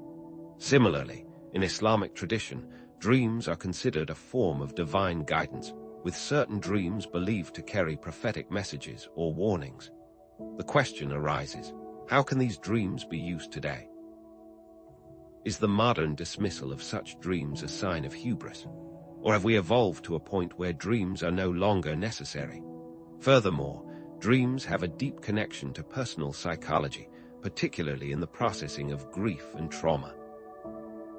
Throughout history, dreams have served as a space for individuals to grapple with loss, make sense of traumatic experiences, and find solace in the face of suffering. Consider the prevalence of visitation dreams, where the deceased appear to the living in vivid and comforting ways. These dreams can provide a sense of closure, allowing individuals to say goodbye, receive reassurance, or even gain insights into the afterlife. Whether these dreams are simply wish fulfillment or genuine encounters with the departed, they serve a vital psychological function, offering comfort and facilitating the grieving process. Indeed, in the midst of the AIDS epidemic in the 1980s, people reported having clear visions of past loved ones. Section 3, Freud, Jung, and modern dream analysis. Sigmund Freud, the father of psychoanalysis, famously called dreams the royal road to the unconscious, believing that they offered a unique window into the hidden depths of the human psyche. Freud theorized that dreams were a way for the unconscious mind to express repressed desires and conflicts in a disguised form. His concepts of manifest content, the dream as it appears, and latent content, the hidden meaning, revolutionized the way we understand dreams. Freud believed that dreams were rife with symbolism, often sexual in nature, and that by analyzing these symbols, we could uncover the unconscious desires that drive our behavior. While controversial, Freud's theories paved the way for modern dream analysis and continue to influence our understanding of the human mind. Carl Jung, a student of Freud, later diverged from his mentor's theories, developing his own unique approach to dream analysis. While Jung agreed with Freud that dreams were a product of the unconscious, he placed less emphasis on repressed desires and more on archetypes, symbolism, and the individual's unique experience. Jung saw dreams as a way for the unconscious to communicate with the conscious mind, offering guidance and promoting individuation, the process of becoming a whole and integrated self. For Jung, dreams were not simply disguised expressions of repressed desires, but creative expressions of the psyche, seeking to restore balance and promote growth. How does this perspective differ from the modern view? To further analyze dreams, Jung developed the method of active imagination, a technique that involves actively engaging with dream images and allowing them to unfold in a conscious and creative way. This process involves entering into a waking dream state, where one can interact with the characters and symbols of the dream, asking questions, offering guidance, and allowing the dream to evolve. Active imagination can be a powerful tool for self-discovery, allowing individuals to tap into the wisdom of their unconscious and integrate previously disowned aspects of their personality. Is active imagination accessible to everyone? Consider some common dream symbols and their potential interpretations, while cautioning against rigid or universal interpretations and emphasizing the importance of individual context. The symbol of water, for example, might represent emotions, the unconscious, or the source of life, depending on the dreamer's personal associations and the context of the dream. A house might symbolize the self, with different rooms representing different aspects of the personality. A journey might represent the path of life, with obstacles and challenges along the way. However, it is crucial to remember that these are just potential interpretations, and the true meaning of a dream symbol can only be determined by the dreamer themselves, through careful reflection and analysis. What happens when dream symbols repeat? Are these more relevant than a one-off? Section 4. Synthesis and transition to practical application. To summarize, dreams offer valuable insights. Understanding their history is helpful, and modern psychology adds additional layers. While modern science has shed light on the neurological processes underlying dreaming, ancient traditions and psychological theories offer valuable frameworks for understanding the meaning and significance of dreams. However, the question remains, is dream analysis relevant today, or is it an antiquated practice, best left to the dusty shelves of history? Should we prioritize evidence-based therapies over what is often considered pseudoscience? The debate continues, but it is clear that dreams hold a unique place in the human experience, offering a glimpse into the hidden depths of our minds and the potential for profound self-discovery. Now that we've explored the history and theory of dream analysis, let's consider how we can practically apply this wisdom to our own lives. How can we integrate dream analysis into our lives in a meaningful way, without falling prey to the pitfalls of subjective interpretation or dismissing the insights of modern science? This requires a balanced approach, one that respects the wisdom of the past while maintaining a critical and discerning eye. It requires us to reclaim the ancient art of dream interpretation to enhance our self-awareness, promote emotional healing, and tap into the hidden wisdom of our unconscious minds. But what practical tools can be used? In the next section, we will explore specific techniques for recalling, recording, and interpreting dreams, as well as potential benefits and limitations of these practices. We will delve into the world of dream journaling, symbol dictionaries, and active imagination, offering practical guidance for those who wish to embark on their own dream exploration journey. But we're just scratching the surface, as what we'll discover is even more shocking.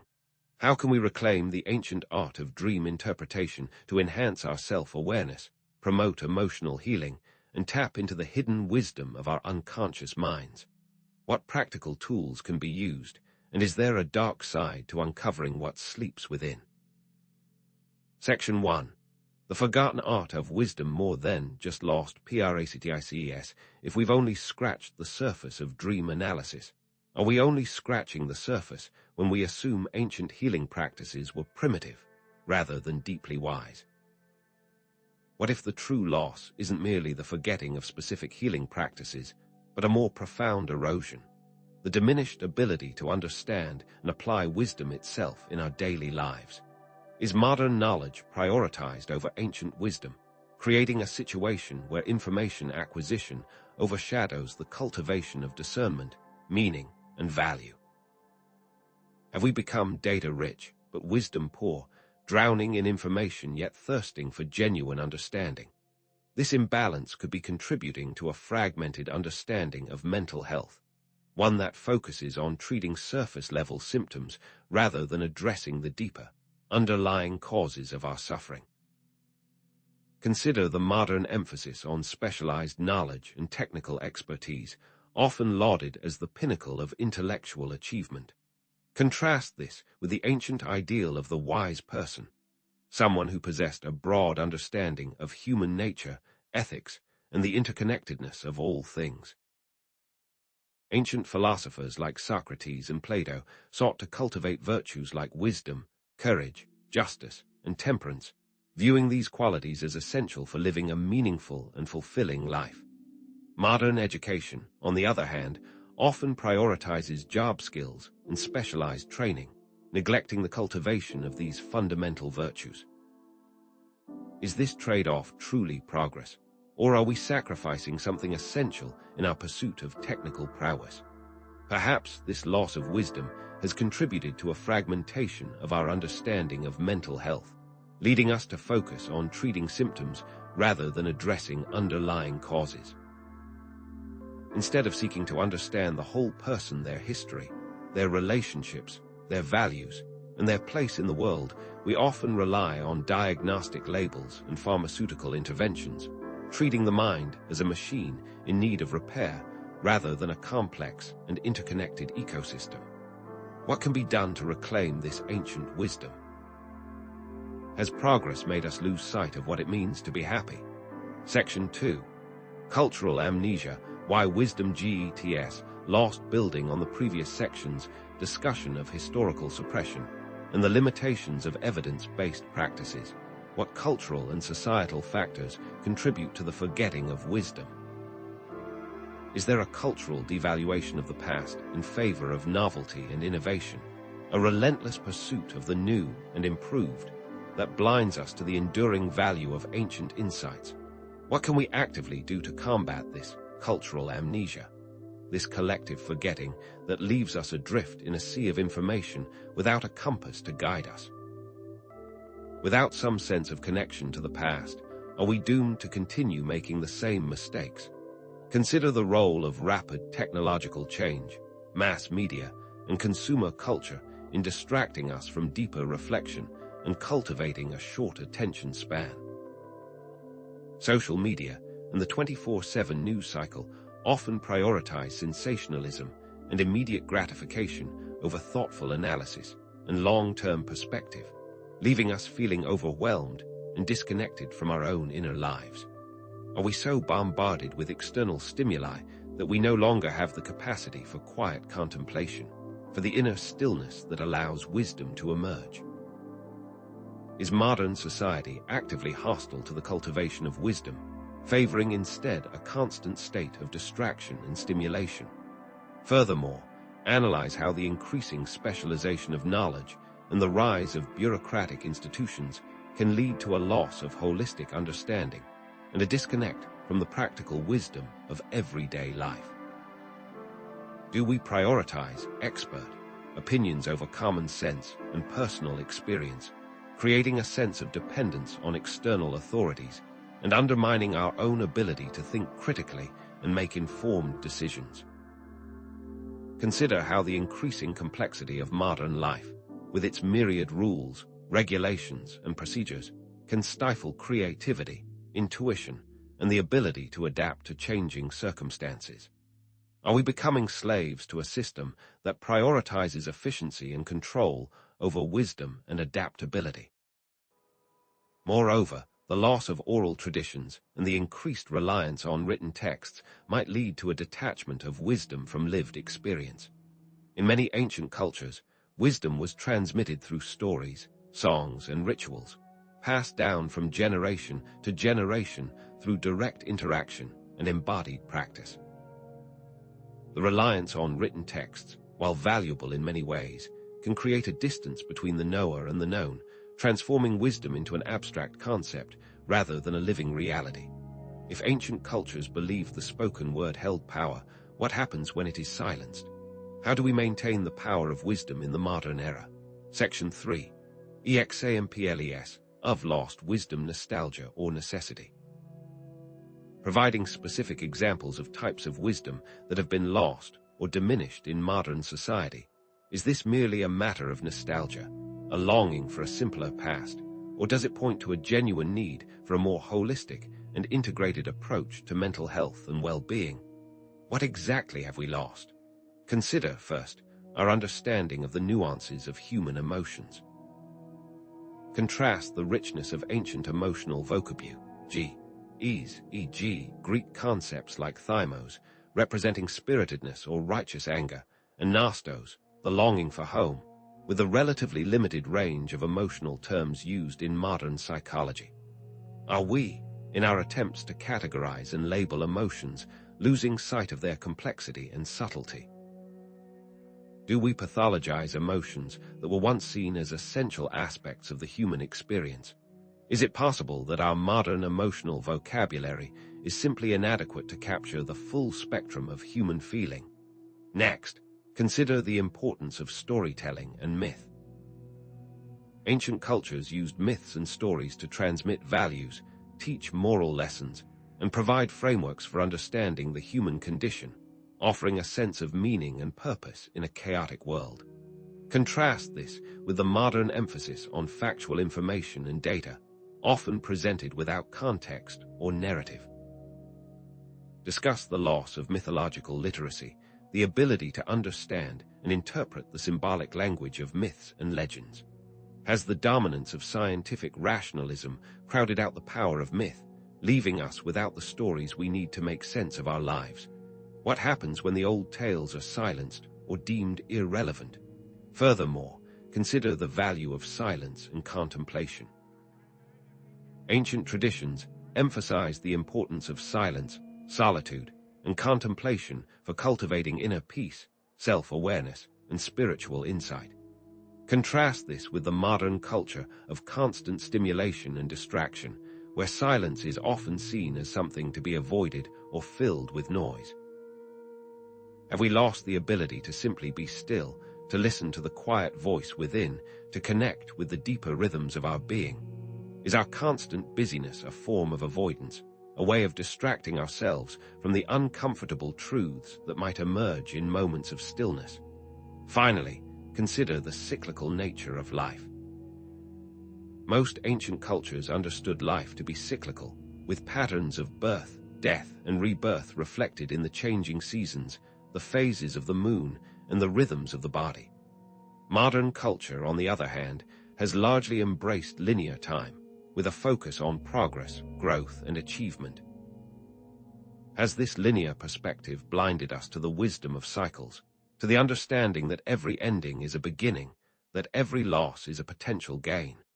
Are we so focused on moving forward that we fail to appreciate the beauty and necessity of rest, reflection, and renewal?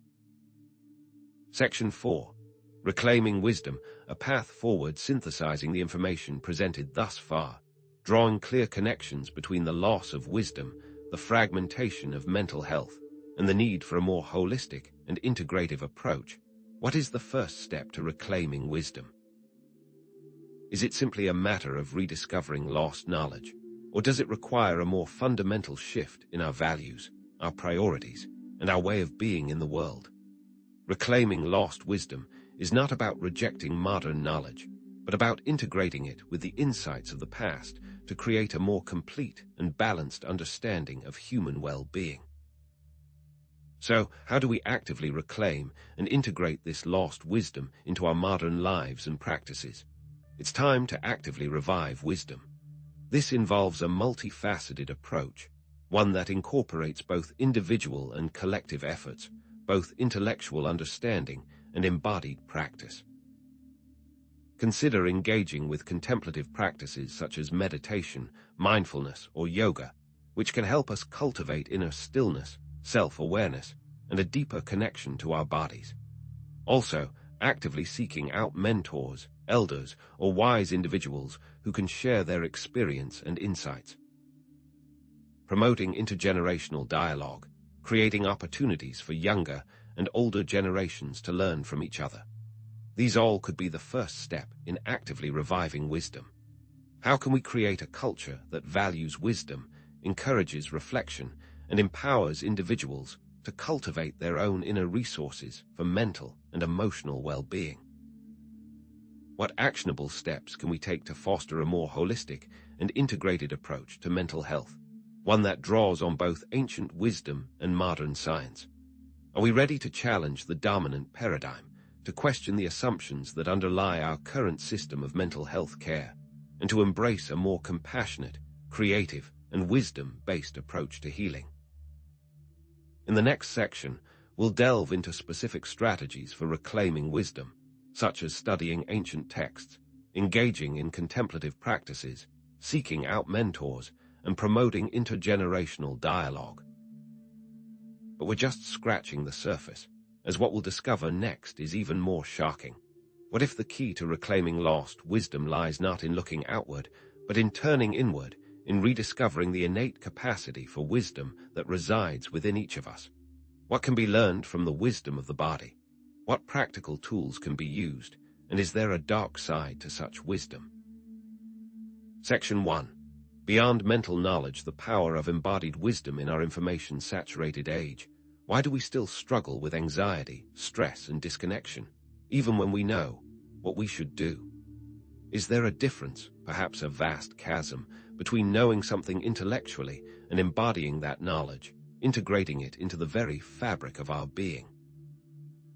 Consider the common scenario of knowing the benefits of exercise or meditation, understanding the logical and scientific reasons to adopt these practices, yet consistently failing to make them a part of our daily routine. What prevents us from bridging this frustrating gap between knowledge and action, between intellectual assent and lived experience? Is it possible that our modern approach to self-improvement is fundamentally flawed, prioritizing mental understanding over the cultivation of embodied wisdom? Contrast the modern emphasis on abstract knowledge and intellectual understanding, often rewarded in academic and professional settings, with the ancient concept of embodied wisdom, where knowledge is not merely a collection of facts, but an integrated part of our being, expressed through our actions, emotions, and ways of relating to the world. Ancient philosophies, from Stoicism to Buddhism, often emphasize the cultivation of virtues not as abstract concepts to be debated, but as qualities to be lived and embodied in every aspect of life, from the mundane to the momentous.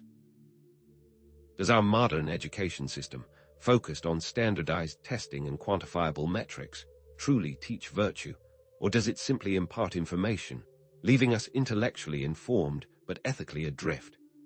Are we, perhaps, prioritizing mental knowledge over the deeper, more transformative wisdom that resides within our bodies?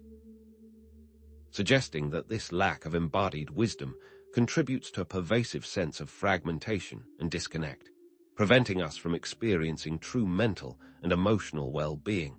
Can we truly thrive if we exist primarily in our heads, disconnected from the wisdom of our bodies? Can wisdom, that profound understanding of life and our place within it, truly exist outside of our bodies, divorced from the realm of sensation, emotion, and intuition? Or is embodied wisdom not simply a desirable attribute, but an essential ingredient for a life of wholeness, meaning, and genuine well-being? Section 2. Defining embodied wisdom, the body as a source of insight, elaborating on the definition of embodied wisdom. We can understand it as a state of being where knowledge is so deeply integrated into our nervous system that it influences our thoughts, feelings, behaviors, and perceptions at a subconscious level. Embodied wisdom is not just about knowing what to do, but about feeling it in your bones so that it becomes a natural and automatic response, a deeply ingrained habit of being rather than a conscious effort of will. Can embodiment be quantified in any way, or is it purely a subjective experience, accessible only through introspection and self-awareness? Is it a measurable change in neural pathways, introducing the concept of somatic intelligence as the ability to access and interpret the wisdom of the body, paying attention to physical sensations, emotions, and intuitive insights? We can begin to understand how our bodies communicate with us.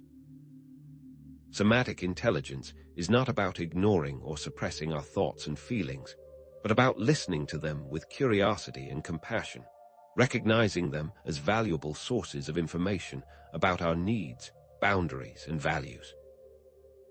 The body can provide valuable information about our needs, boundaries, and values if we learn to listen to its subtle signals, the whispers of intuition that often go unheard in the noise of modern life. What are the qualities of somatic intelligence, and how can we cultivate them in ourselves? Can learning the language of the body truly promote mental well-being, or is it merely a form of self-deception?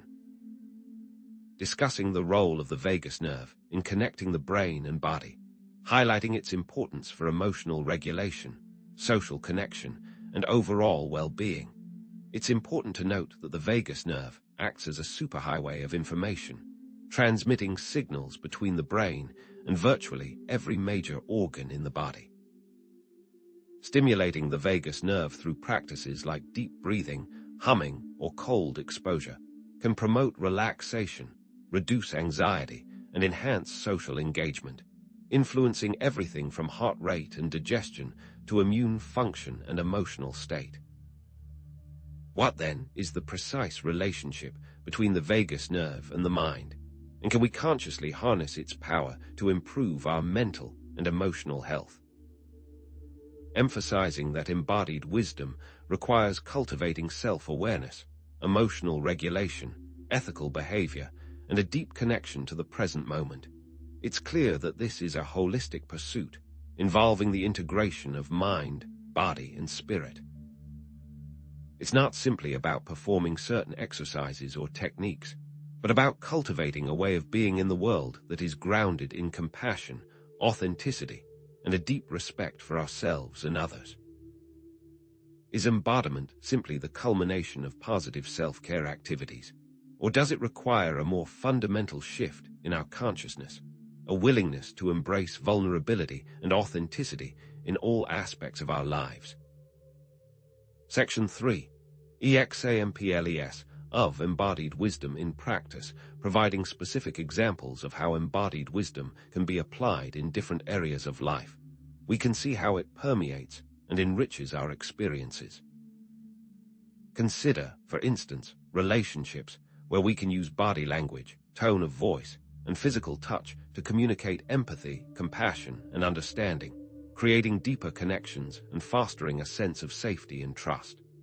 Can we truly express wisdom through our bodies alone, without the need for words or intellectual explanations? Is it possible to communicate profound truths through a simple touch, a gentle gaze, or a heartfelt embrace? Think about work, where we can make decisions based on intuition, gut feelings, and a deep understanding of one's values and purpose, rather than solely on logic and analysis. This requires trusting our inner guidance, even when it contradicts conventional wisdom or external pressures, aligning our actions with our deepest values and creating a sense of meaning and fulfillment. Do our bodies, in their subtle ways, influence our career choices, guiding us towards paths that resonate with our authentic selves? Reflect on creativity, where we can allow the body to move freely and express itself through dance, music, art, or other forms of creative expression, bypassing the limitations of the thinking mind and tapping into a wellspring of inspiration. Can creativity truly exist outside of the body, or is it inherently embodied, requiring physical movement, sensory experience, and emotional expression? In the realm of trauma healing, embodied wisdom plays a crucial role in releasing trauma energy through somatic experiencing or body-based therapies, bypassing the cognitive processing that can often re-traumatize individuals. By focusing on physical sensations and allowing the body to release stored tension, individuals can gradually heal from the emotional wounds of the past, regaining a sense of safety, empowerment, and wholeness. Here lies a critical revelation. Referencing studies that have shown the benefits of embodied practices for mental health, we can see how these approaches are increasingly recognized by the scientific community. Mindfulness-based interventions have been shown to reduce anxiety, depression, and stress by cultivating present moment awareness, allowing individuals to observe their thoughts and feelings without judgment. Are the benefits long-term or merely temporary, providing only fleeting relief from the symptoms of mental distress? Yoga and Tai Chi have been proven to improve mood, reduce pain, and enhance physical and mental well-being, fostering a sense of balance and harmony within the body and mind. How can yoga practitioners use this practice to benefit their mental health, accessing its deeper spiritual and psychological dimensions? Somatic experiencing has shown promise in releasing trauma energy and promoting emotional healing through body-based techniques, offering a powerful alternative to traditional talk therapy. Is somatic experiencing more effective than traditional talk therapy for certain types of trauma? And what are the potential risks and limitations of this approach? Including quotes from experts on embodied wisdom, we can gain further insights into this profound concept. Bessel van der Kolk, in The Body Keeps the Score, Brain, Mind, and Body in the Healing of Trauma, writes about the importance of body awareness and somatic therapies for healing from trauma.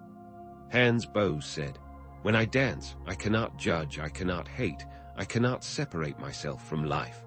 I can only be joyful and whole. That is why I dance." Candace Pert stated, "The body is your subconscious mind," highlighting the deep connection between our physical and psychological states. These voices underscore a profound truth. Section 4. Synthesis and transition, bridging the gap between knowledge and being, summarizing the key points. Embodied wisdom is not merely a philosophical concept, but an essential ingredient for mental health. It bridges the gap between knowing and being, and can be achieved through somatic awareness and attention to the nervous system. It is in essence a way of bridging the gap between abstract thought and visceral experience. Can all forms of mental distress, from mild anxiety to severe psychosis, be effectively remedied through embodiment, or are there cases where other interventions are necessary?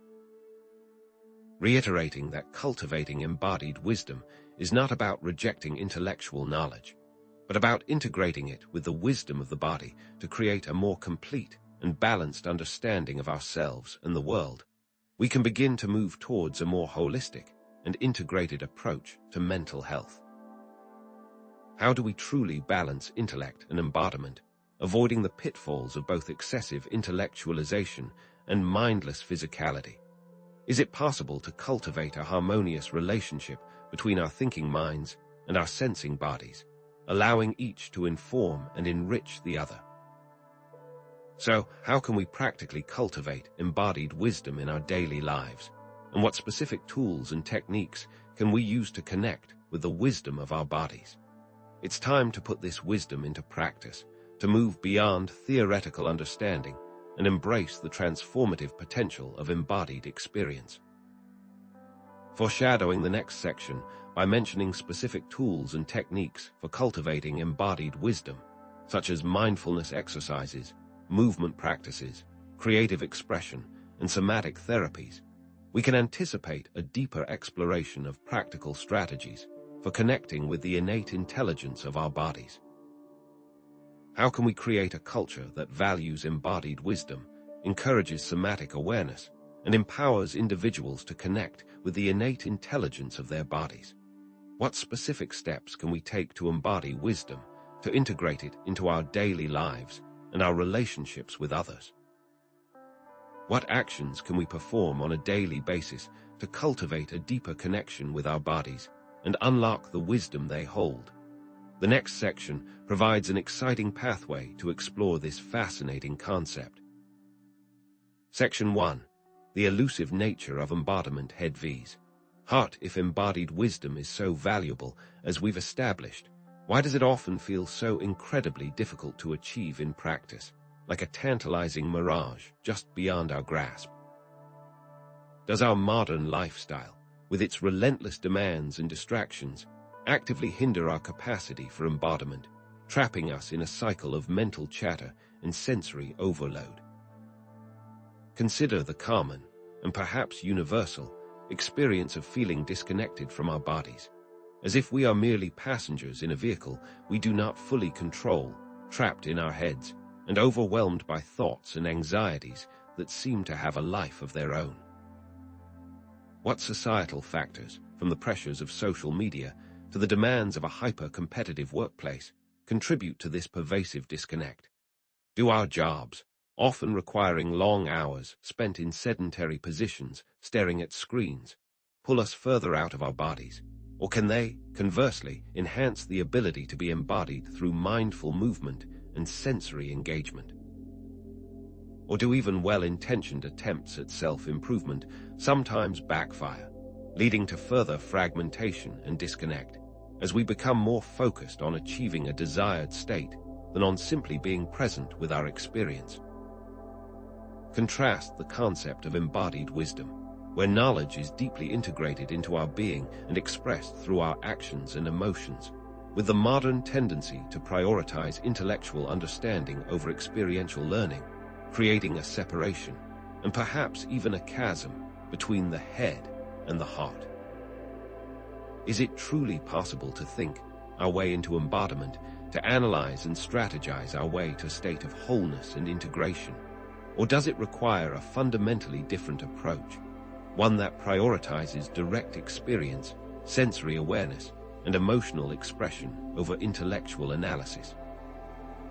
Consider the limitations of cognitive behavioral therapy, which, while effective for managing certain mental health conditions, can sometimes lead to a purely intellectual understanding of one's problems without truly addressing the underlying emotional and somatic roots.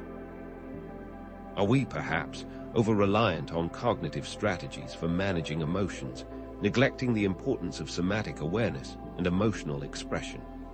Highlight examples where thinking our way out of an issue, such as anxiety or grief, actually makes things worse, trapping us in a cycle of rumination and self-criticism. Could it be possible that over-intellectualization of wisdom and embodiment can cause further dissociation from the body and lived experiences? Introducing the challenge of overcoming ingrained patterns of thought and behavior that prevent us from fully inhabiting our bodies and accessing our innate wisdom. It is clear that this is not simply a matter of acquiring new knowledge or adopting new techniques. Rather, it requires a fundamental shift in our way of being, a willingness to challenge our assumptions, to question our beliefs, and to embrace vulnerability and uncertainty. How can we break free from the insidious cycle of rumination, self-criticism, and emotional avoidance that keeps us trapped in our heads and disconnected from our bodies, like hamsters on a wheel, endlessly chasing after a sense of control and certainty that is always just out of reach? Is it possible that the very act of trying to control our thoughts and emotions is what keeps us trapped in this cycle, preventing us from experiencing the freedom and spontaneity that comes with truly embodied living? Section 2. Tools for the Journey Practical PATHWAYS to EMBODIED Wisdom, elaborating on specific tools and techniques for cultivating embodied wisdom in daily life. It's essential to remember that there is no one-size-fits-all approach. The key is to experiment with different practices and find what resonates with your individual needs, preferences, and lifestyle, approaching the journey with curiosity, self-compassion, and a willingness to learn from your experiences. Mindfulness meditation. Provide guidance on how to practice mindfulness meditation, emphasizing the importance of paying attention to bodily sensations, emotions, and thoughts without judgment. Mindfulness meditation is not about emptying your mind or suppressing your thoughts, but about observing them with a sense of gentle curiosity, recognizing them as fleeting mental events rather than absolute truths. What if the very act of observing our thoughts, of turning them into objects of attention, causes further separation, creating a sense of detachment from our direct experience? Is it possible to be too mindful, to become so focused on observing our thoughts and feelings that we lose touch with the immediacy and spontaneity of life? How can we cultivate a balanced approach to mindfulness, one that allows us to be both present with our experience and engaged in the world around us? Movement practices, yoga, Tai Chi dance. Explain the benefits of movement practices for releasing tension, improving body awareness, and connecting with inner wisdom. Movement practices are not just about physical exercise, but about cultivating a deeper connection with our bodies, releasing stored tension, and fostering a sense of flow and vitality. Provide specific examples of poses or movements that can promote embodiment, such as grounding poses in yoga that connect us to the earth, or flowing movements in Tai Chi that cultivate a sense of balance and harmony. But what if movement feels inaccessible due to physical limitations, chronic pain, or simply a lack of motivation? Are there alternative ways to cultivate embodiment for those who struggle with traditional movement practices, perhaps through gentle stretching, mindful walking, or even simply paying attention to the sensations of breathing? Creative expression, art, music, writing. Describe how creative expression can be used as a tool for accessing unconscious emotions, exploring inner landscapes, and cultivating a sense of wholeness. Creative expression is not just about producing beautiful or impressive works of art, but about tapping into our inner world, giving voice to our emotions, and connecting with our authentic selves. Is creativity merely catharsis, a way of releasing pent-up emotions and frustrations, or does it have the potential to transform our understanding of ourselves and the world around us? Can the act of creating something new, whether it's a painting, a poem, or a piece of music, help us to integrate fragmented aspects of our personality, to heal old wounds, and to move towards a greater sense of wholeness? Nature immersion. Explain the benefits of spending time in nature for reducing stress, enhancing sensory awareness, and connecting with the rhythms of the earth. Time spent in nature is not just about escaping the stresses of modern life, but about reconnecting with our primal roots, reawakening our senses, and remembering our place within the larger web of life. But what if an individual has a difficult time experiencing nature due to environmental allergies, physical limitations, or simply a lack of access to green spaces? Are there alternative ways to connect with the natural world, perhaps through gardening, bringing plants into the home, or simply spending time in a local park? Somatic therapies. Provide an overview of somatic therapies, such as somatic experiencing, and their use in trauma release. Somatic therapies are not about talking about our trauma, but about working directly with the body to release stored tension, to re-regulate the nervous system, and to reclaim a sense of safety and empowerment. Offer actionable tips for incorporating these practices into daily routines, emphasizing the importance of consistency and self-compassion. How can we create a sustainable practice that fits our individual needs and lifestyles, recognizing that some days we may have more time and energy than others? How can busy individuals, juggling work, family, and other commitments, find even just a few minutes each day to cultivate embodied wisdom, perhaps through a short mindfulness exercise, a quick stretch, or a moment of mindful breathing? Section 3. Navigating the OBSDACLES, addressing BARRIRS, to embodiment. Acknowledge the common obstacles and challenges that can hinder the cultivation of embodied wisdom, recognizing that the path to embodiment is not always smooth or easy.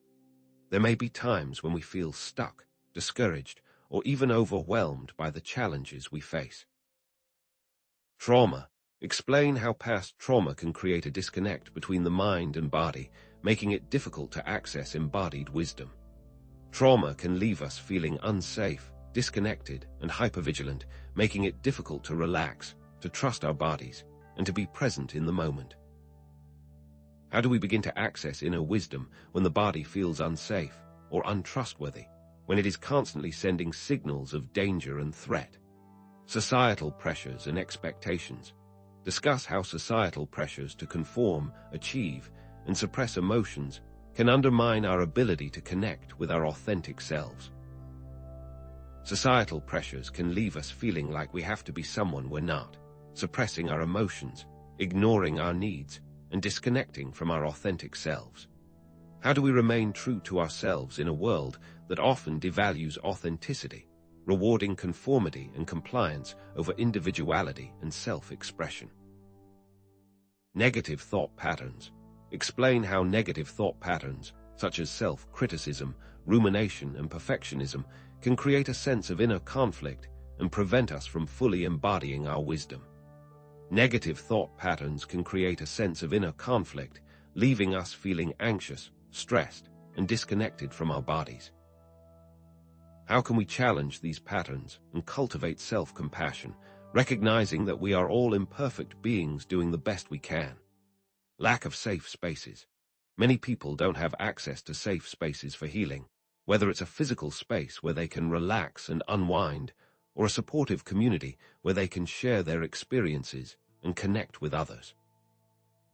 What steps can people take to create a safe space for themselves, even in challenging or chaotic environments, perhaps by setting boundaries, practicing self-care, or seeking out supportive relationships?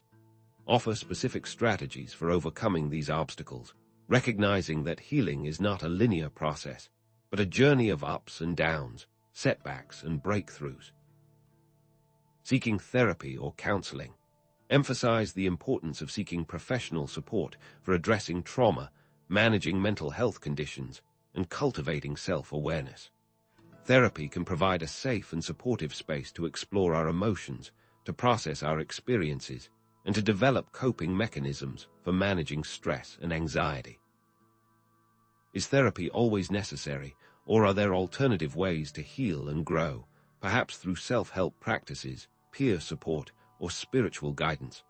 Setting boundaries. Explain how setting healthy boundaries can protect our energy, promote self-respect, and create space for embodiment. Setting boundaries is not about being selfish or controlling, but about protecting our energy, honoring our needs, and creating space for our own well-being. What are the qualities of healthy boundaries, and how can we learn to communicate them effectively, even when it feels uncomfortable or challenging? Practicing self-compassion. Provide guidance on how to cultivate self-compassion, emphasizing the importance of treating ourselves with kindness, understanding, and acceptance, especially during difficult times. Self-compassion is not about feeling sorry for ourselves or letting ourselves off the hook, but about treating ourselves with the same kindness and understanding that we would offer to a dear friend. Why is self-compassion often more challenging than compassion towards others? And how can we overcome the inner critic that tells us we are not worthy of love and acceptance? Utilizing internal family systems practices for inner support. Internal family systems, IFS, is a therapeutic model that views the mind as composed of various parts, each with its own unique perspective, feelings, and motivations. By understanding and working with these parts, we can cultivate greater self-compassion, heal emotional wounds, and access our core self, a state of wisdom, compassion, and connectedness. Section 4. Reclaiming Ourselves Integration and the Journey Forward summarize the key benefits of cultivating embodied wisdom, emphasizing its importance for overall mental and emotional well-being, resilience, and authenticity. Embodied wisdom allows us to live more fully in the present moment, to connect with our inner selves, and to navigate life's challenges with greater grace and resilience. Is there a point where embodied wisdom may become excessive or unbalanced, leading to a neglect of intellectual pursuits or a detachment from the external world? Reiterate that embodied wisdom is not a destination, but a lifelong journey of self-discovery, integration, and growth. It is a continuous process of learning, unlearning, and relearning as we adapt to life's ever-changing circumstances. How do we stay committed to this journey, even when we face setbacks, obstacles, or moments of doubt? As we continue on this path, it can be incredibly helpful to have support and guidance. Let's now turn our attention to the role of mentors and guides in helping us cultivate embodied wisdom, recognizing that we are not meant to walk this path alone. Who should we seek out to mentor us? Recognizing that the ideal mentor may not always be someone with years of experience, but someone who embodies the qualities we aspire to cultivate within ourselves. How can we create a world that values embodied wisdom, supports individual healing journeys, and empowers all individuals to live authentically and fully in their bodies? What unique gifts do we each have to offer the world, and how can we cultivate these gifts through the practice of embodied wisdom?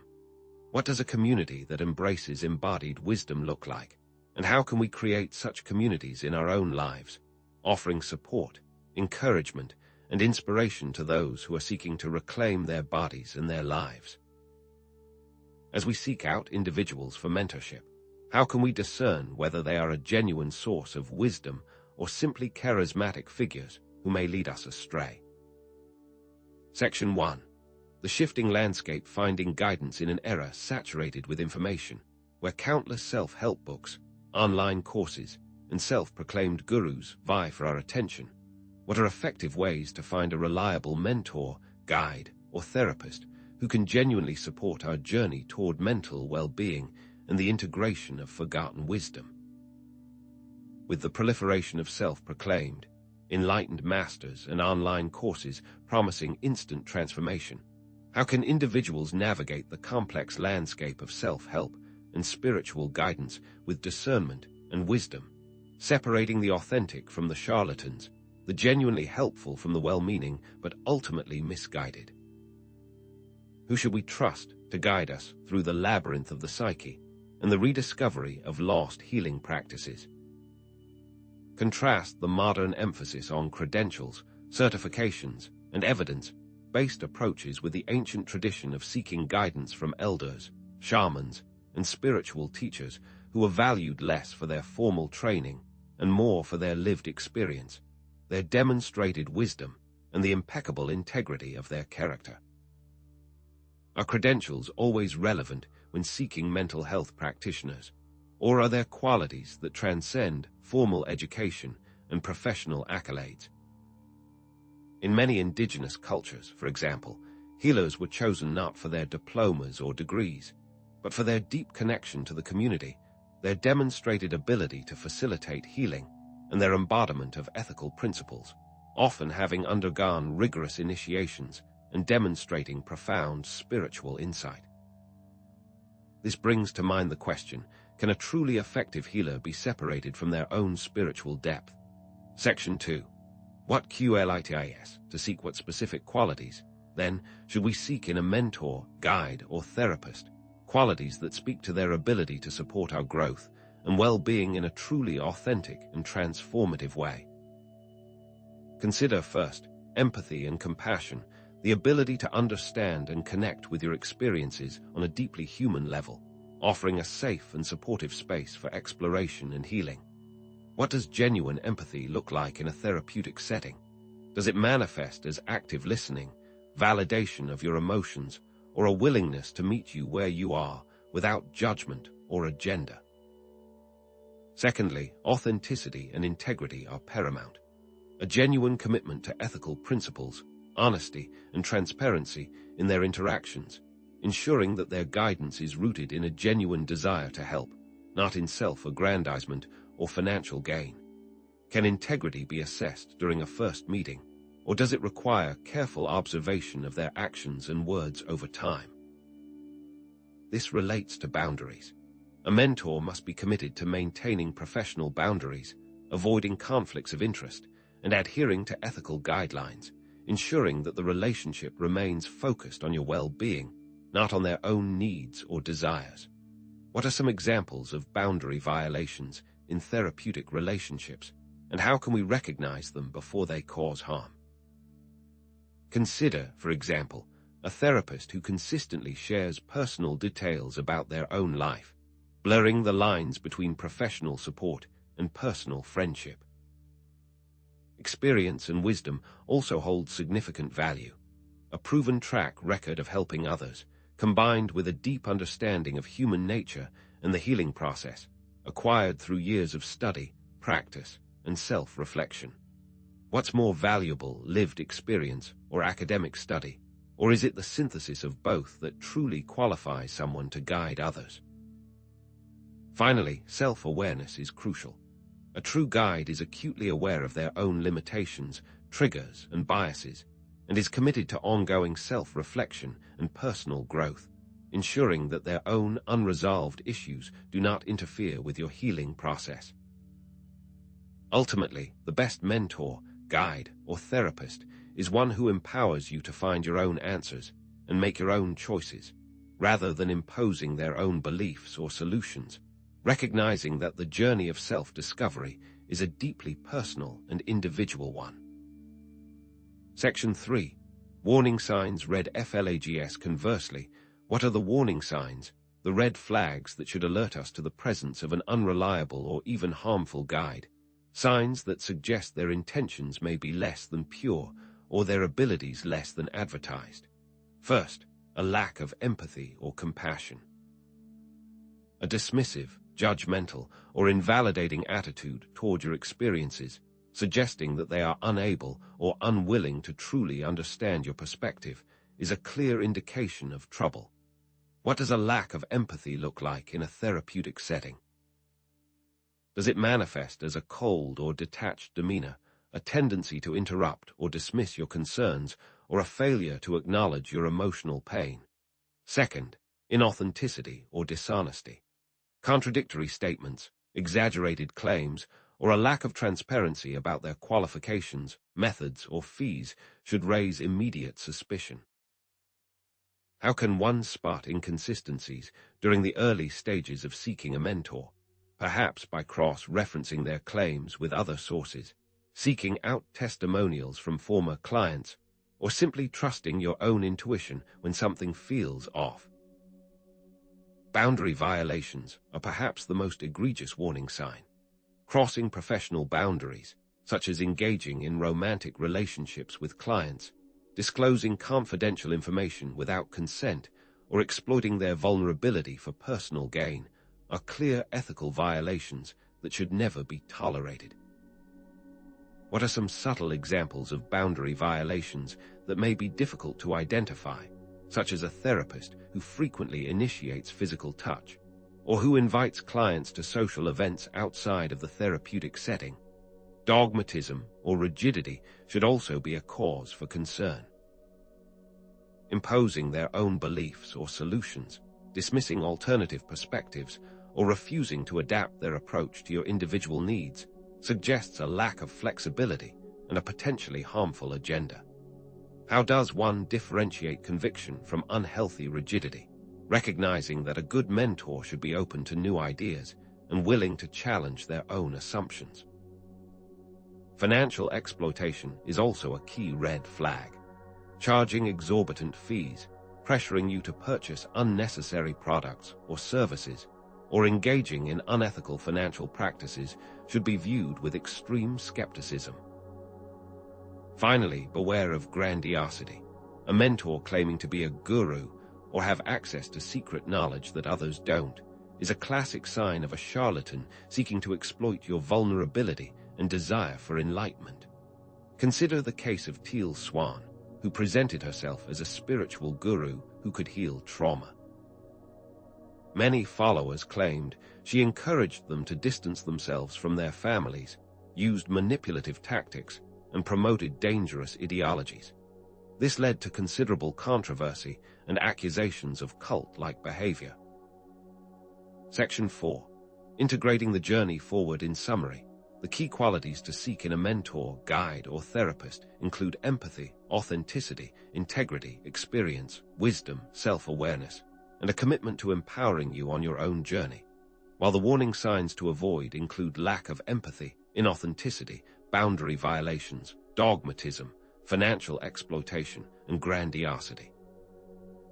Cultivating discernment, intuition, and self-trust are paramount. How can we cultivate a sense of inner authority and trust our own judgment in these situations, recognizing that the ultimate source of wisdom lies within ourselves? Finding the right mentor, guide, or therapist is a deeply personal process, requiring careful reflection, thorough research, and a willingness to trust your own instincts. How can we create a culture that promotes ethical and responsible guidance, empowers individuals to make informed choices, and protects vulnerable individuals from exploitation and harm? How can we ensure that those offering guidance are held accountable for their actions, and that those who have been harmed by unethical practitioners have access to resources and support? Having found a trustworthy guide, how do we evaluate different modalities, both ancient and modern? Let's now discuss practices for evaluating both ancient and modern practices, recognizing that not all healing methods are created equal, and that some may be more effective or appropriate than others for your individual needs and preferences. This evaluation requires developing a critical mindset, conducting thorough research, seeking out multiple perspectives, and most importantly, listening to your own inner wisdom as you discern what resonates with your soul. Section 1. The lens of today. Can we fairly evaluate the past?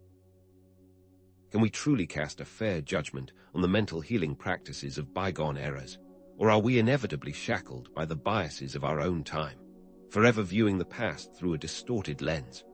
Does applying modern scientific metrics to ancient rituals fundamentally alter our understanding of their value, even if they offered comfort, meaning, or profound social support to those who lived by them? As we seek to reclaim forgotten wisdom, we must confront the challenge. Is it truly possible to escape the pervasive influence of our own cultural conditioning and evaluate the past with genuine objectivity? Or are we destined to perpetually misunderstand the nuances of ancient experience? This challenge brings us to the concept of presentism, the practice of judging the past through the lens of the present, a perspective fraught with potential pitfalls. Does presentism invalidate our exploration, rendering any attempt to understand ancient practices as inherently flawed?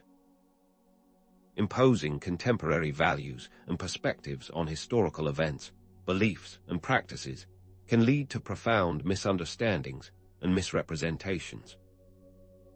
Think, for example, of how our modern understanding of mental illness, with its diagnostic categories and pharmaceutical interventions, might lead us to misinterpret the experiences of individuals in ancient societies who expressed distress or experienced altered states of consciousness.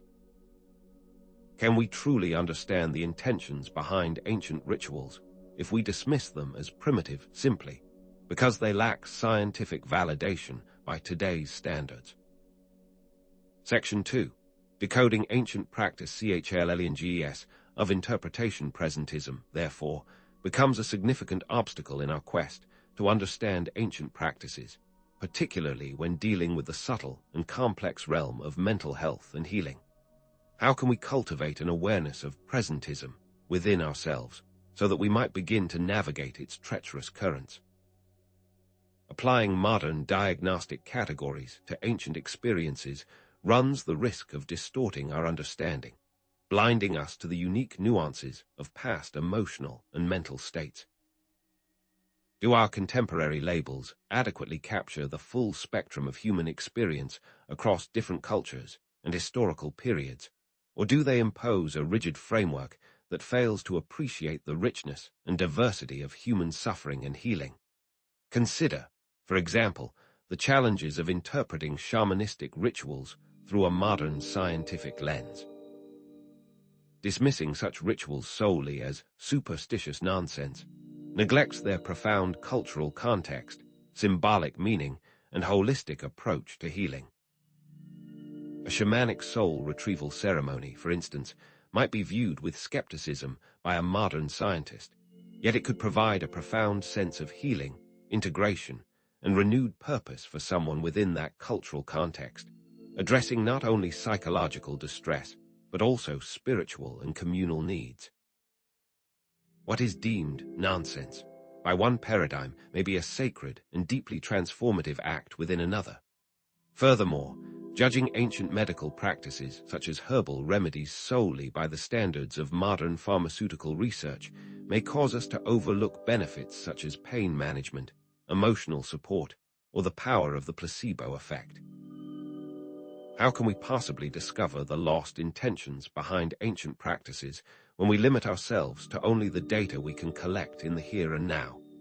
What is essential, then, is an understanding of the intentions, beliefs, and worldview of the people who engaged in these modalities.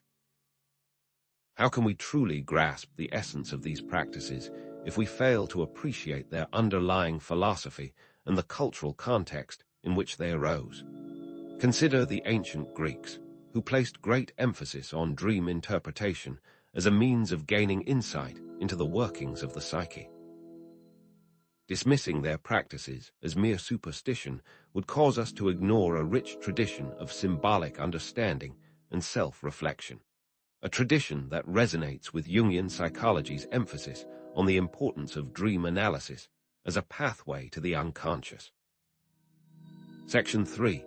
Examples, where interpretation goes awry. Specific examples abound of how presentism has led to misinterpretations of ancient practices, obscuring their potential value and perpetuating a distorted view of the past. One common pitfall is dismissing ancient rituals as superstitious without understanding their deeper psychological or social functions.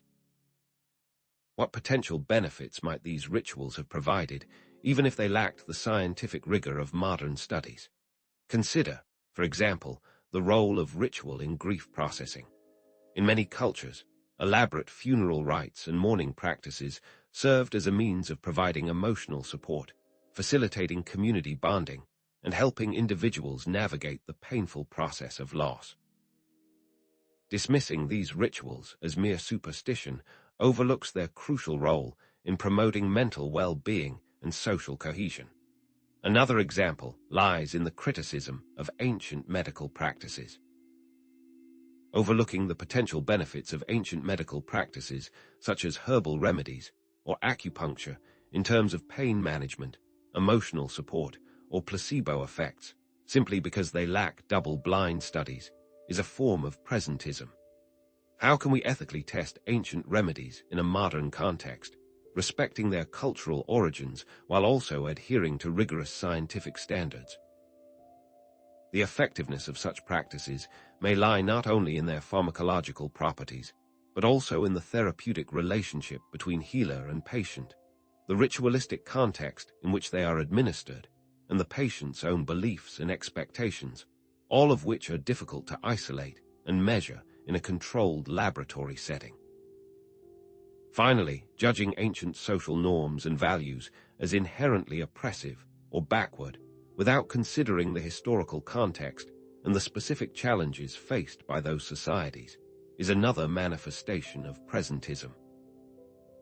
Can we truly understand past social norms through a modern lens, or do we risk imposing our own values and expectations onto a world that operated according to fundamentally different principles?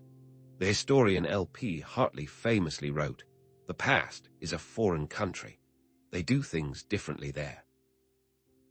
How does this quote apply to our understanding of ancient mental health practices, reminding us that judging the past by the standards of the present may lead to profound misunderstandings and a failure to appreciate the complexity and nuance of human experience across time?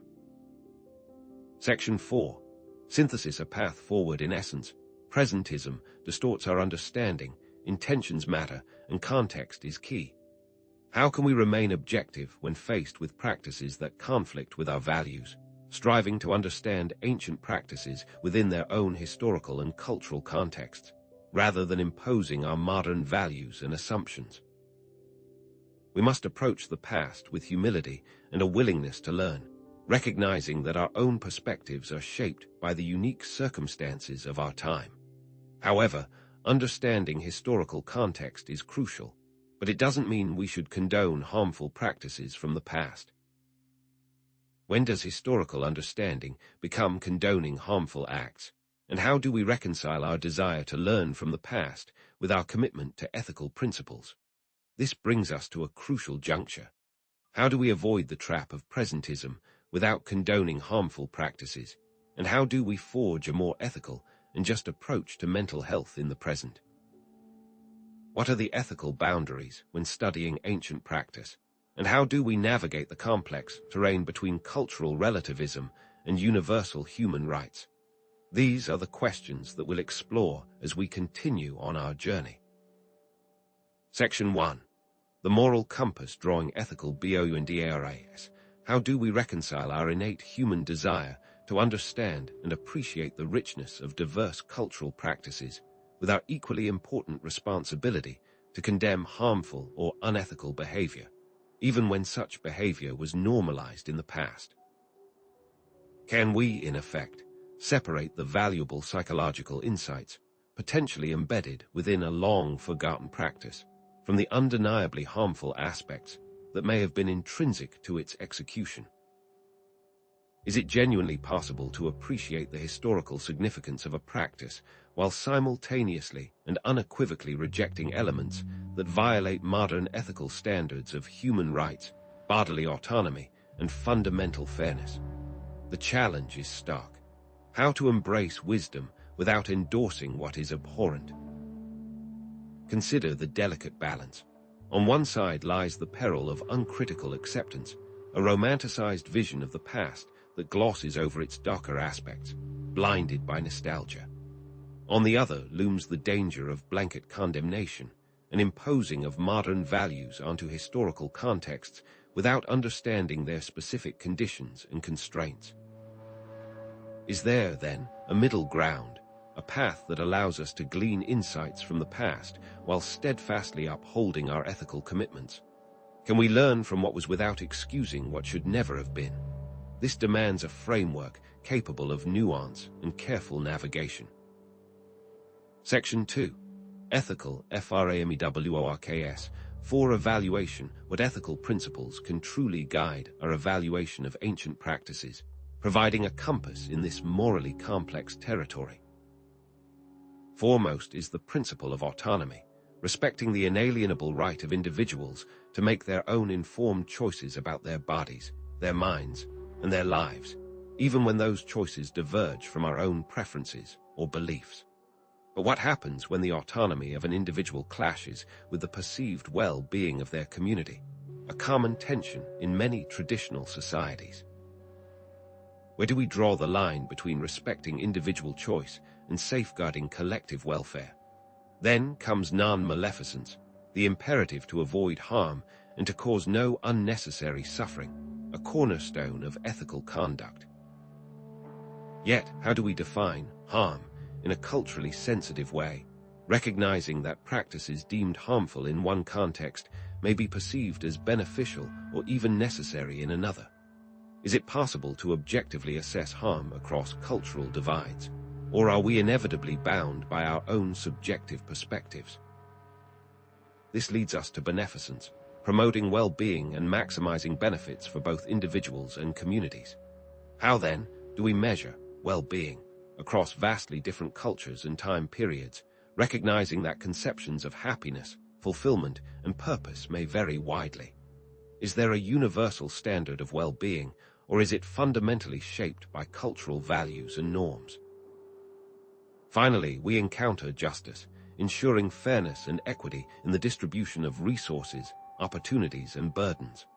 Were some ancient practices inherently unjust or discriminatory, perpetuating inequalities based on gender, race, social status, or other arbitrary distinctions? How do we grapple with the legacy of such practices, acknowledging their historical impact while striving to create a more equitable future? The challenge lies in applying these principles across cultures and across the vast gulf of time. Ethical standards are not immutable. They evolve and adapt to changing social norms, scientific understanding, and moral sensibilities. What was considered acceptable or even virtuous in the past may be considered reprehensible today. How do we balance these universal ethical principles with the necessary sensitivity to cultural relativism? Section 3. EXAMPLES, where ethics come into play. Consider, for example, the ethical implications of ancient practices involving ritualistic sacrifice, whether animal or human. While we can acknowledge the profound historical significance of these practices, their role in ancient religions, and their reflection of humanity's relationship with the divine, can anything genuinely positive be said about them? Can we divorce the symbolic meaning from the inherent violence and the undeniable violation of the right to life? While we might seek to understand the worldview that legitimized such practices, can understanding ever justify the taking of a life? Or consider ancient practices involving forced confinement or isolation for individuals with mental illness, a common practice across many cultures for centuries. While we must recognize the historical context, the lack of scientific understanding of mental illness, and the limited treatment options available at the time, can such historical awareness excuse the violation of human rights and the potential for abuse and neglect inherent in these practices. What can we learn from these mistakes, ensuring that modern mental health care systems prioritize compassion, respect, and evidence-based treatments? And what about practices from the past, and even the present, that devalue marginalized communities based on gender, race, sexual orientation, or other arbitrary characteristics? How do we reconcile the historical prevalence of such practices with our commitment to equality and social justice? Can we truly understand the motivations behind these actions, mitigate the severity of their ethical violations, or does the harm they caused outweigh any attempt at historical justification? These are the difficult questions we must confront. Section 4. Synthesis and transition, responsible integration in essence. How do we ethically approach and evaluate practices rooted in value systems that fundamentally clash with our own? We must acknowledge the complexities of evaluating ancient practices, emphasizing the need for a nuanced approach that balances historical understanding with unwavering ethical considerations. We must establish clear ethical frameworks, acknowledge the potential for harm, and accept our responsibility to condemn practices that violate fundamental human rights. Having established a framework for ethical evaluation, how can we selectively integrate potentially beneficial aspects of ancient practices while vigilantly avoiding the pitfalls of cultural appropriation, misapplication, and the perpetuation of harmful ideologies?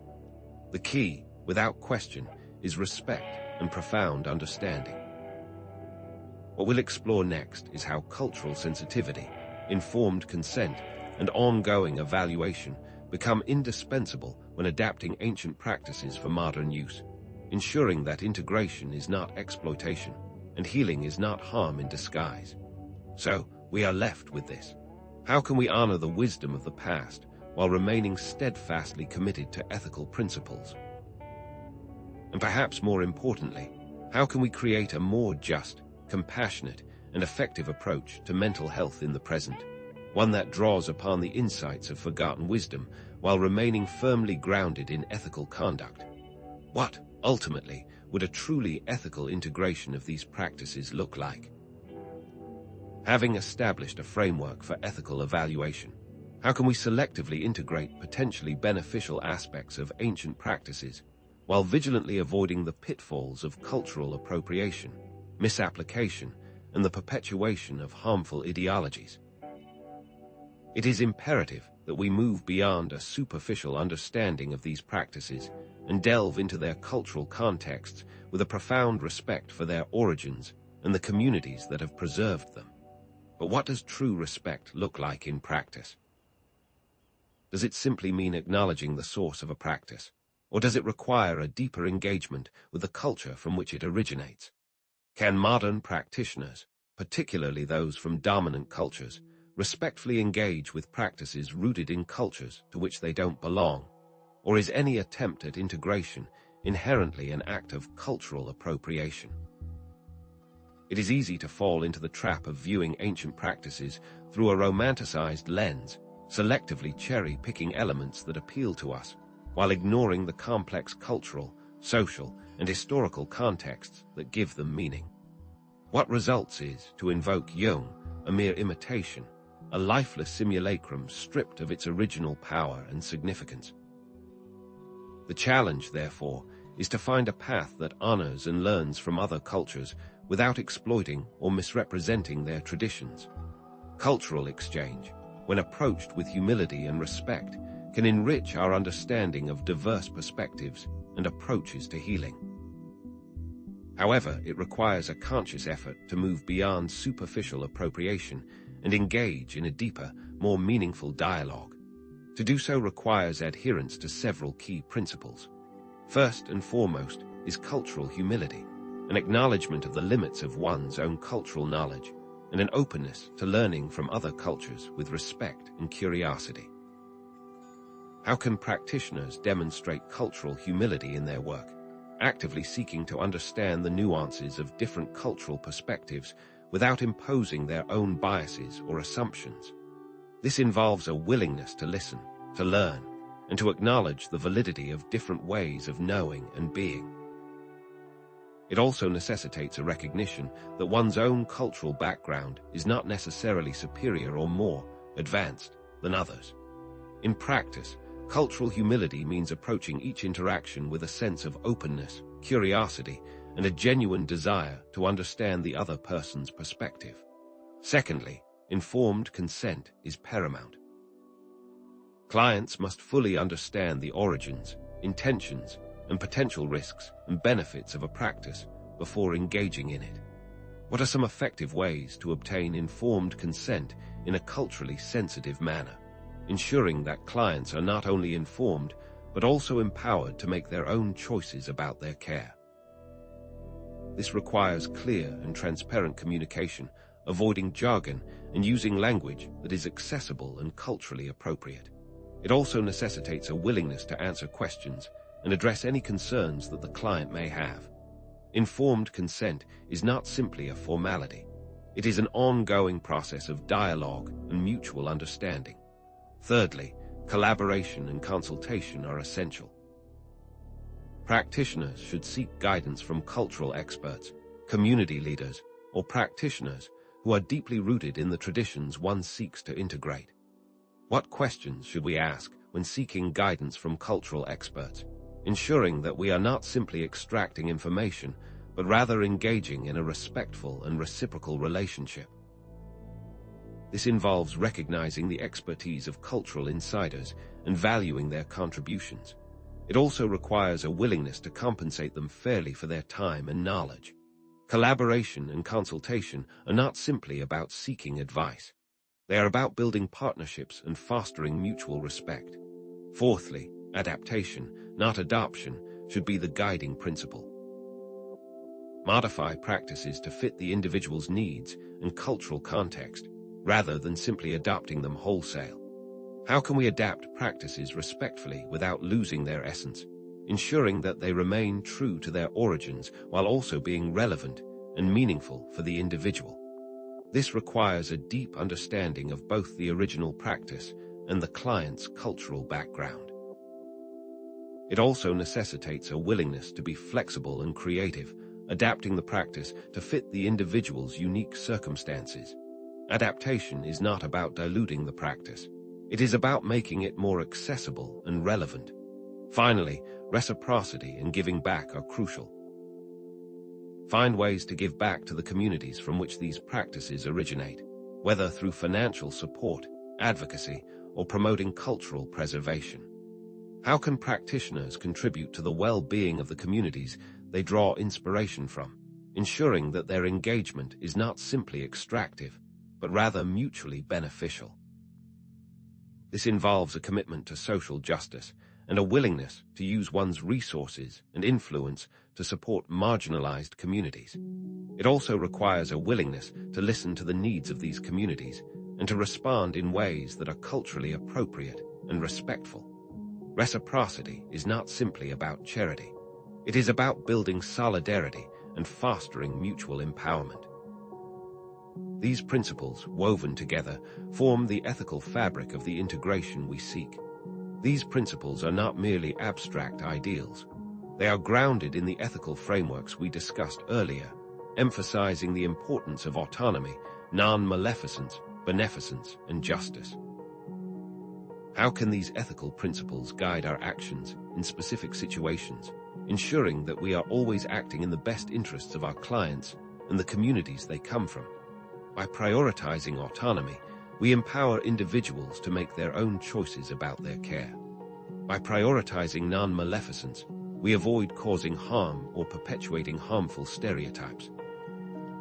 By prioritizing beneficence, we promote well-being and maximize benefits for both individuals and communities.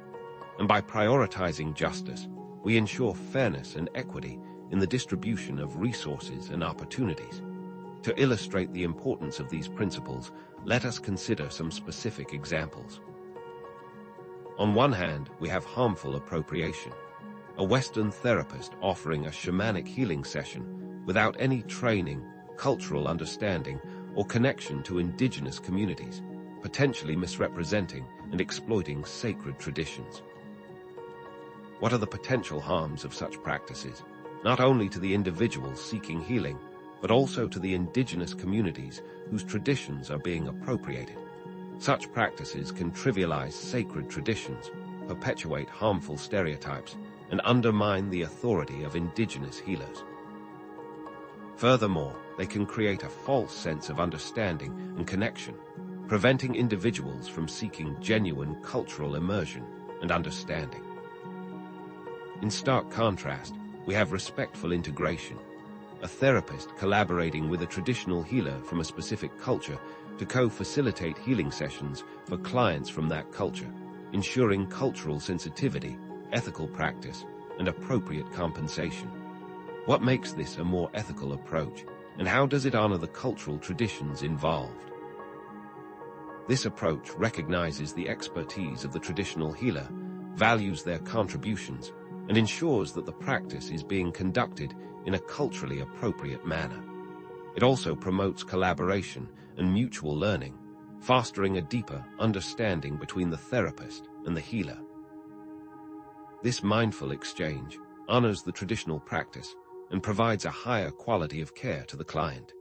And then we have mindful integration, a yoga teacher adapting mindfulness practices to be more culturally inclusive, acknowledging their Buddhist origins while also incorporating elements from other traditions and avoiding any claims of cultural expertise. How can yoga teachers honor the roots of mindfulness while also making it accessible and relevant to diverse populations, ensuring that they are not simply appropriating a practice, but rather adapting it in a respectful and meaningful way? This requires a deep understanding of the history and cultural context of mindfulness, as well as a willingness to be transparent about its origins. It also necessitates a commitment to ongoing learning and self-reflection, ensuring that one's teaching practices are culturally sensitive and appropriate. As cultural critic Susan Sontag so elegantly stated, the relation of each culture to other cultures is one of the most important things to consider. To reinforce this point, consider these words from indigenous activist Michael Red Shirt. Cultural appropriation is not just about borrowing from other cultures. It's about taking something without understanding its meaning, history, or significance, and often exploiting it for personal gain. In essence, cultural exchange can be a powerful force for healing and understanding, but it must be approached with humility, respect, and a genuine commitment to ethical principles. By cultivating cultural humility, promoting informed consent, and collaborating with cultural experts, we can navigate the complexities of cultural exchange and create a more ethical and compassionate approach to mental health. But how do we ensure that we are truly honoring these practices and the people they come from, and are not simply engaging in a form of well-intentioned but ultimately harmful appropriation? The answer lies in ongoing evaluation, self-reflection, and accountability in the process of integrating ancient practices. How can we create a mental health system that celebrates cultural diversity, promotes cross-cultural understanding, and empowers all individuals to find healing modalities that are aligned with their values, beliefs, and cultural backgrounds? How do we take action now?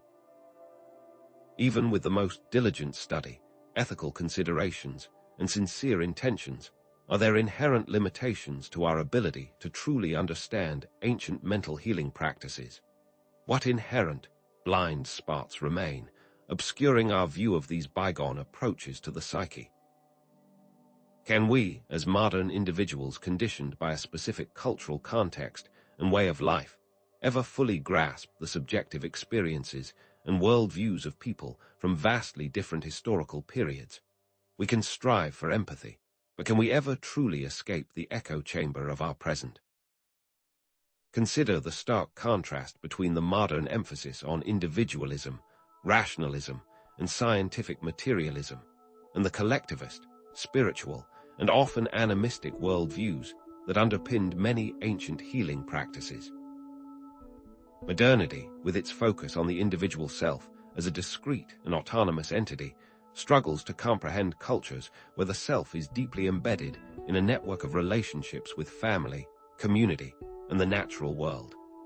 Rationalism, with its insistence on empirical evidence and logical deduction, often dismisses the validity of spiritual experiences and intuitive ways of knowing. And scientific materialism, with its reductionist approach to understanding reality, can struggle to appreciate the symbolic and metaphorical dimensions of ancient healing practices. How does our modern insistence on proof and quantifiable data limit our ability to relate to a past that valued subjective experience and spiritual insight?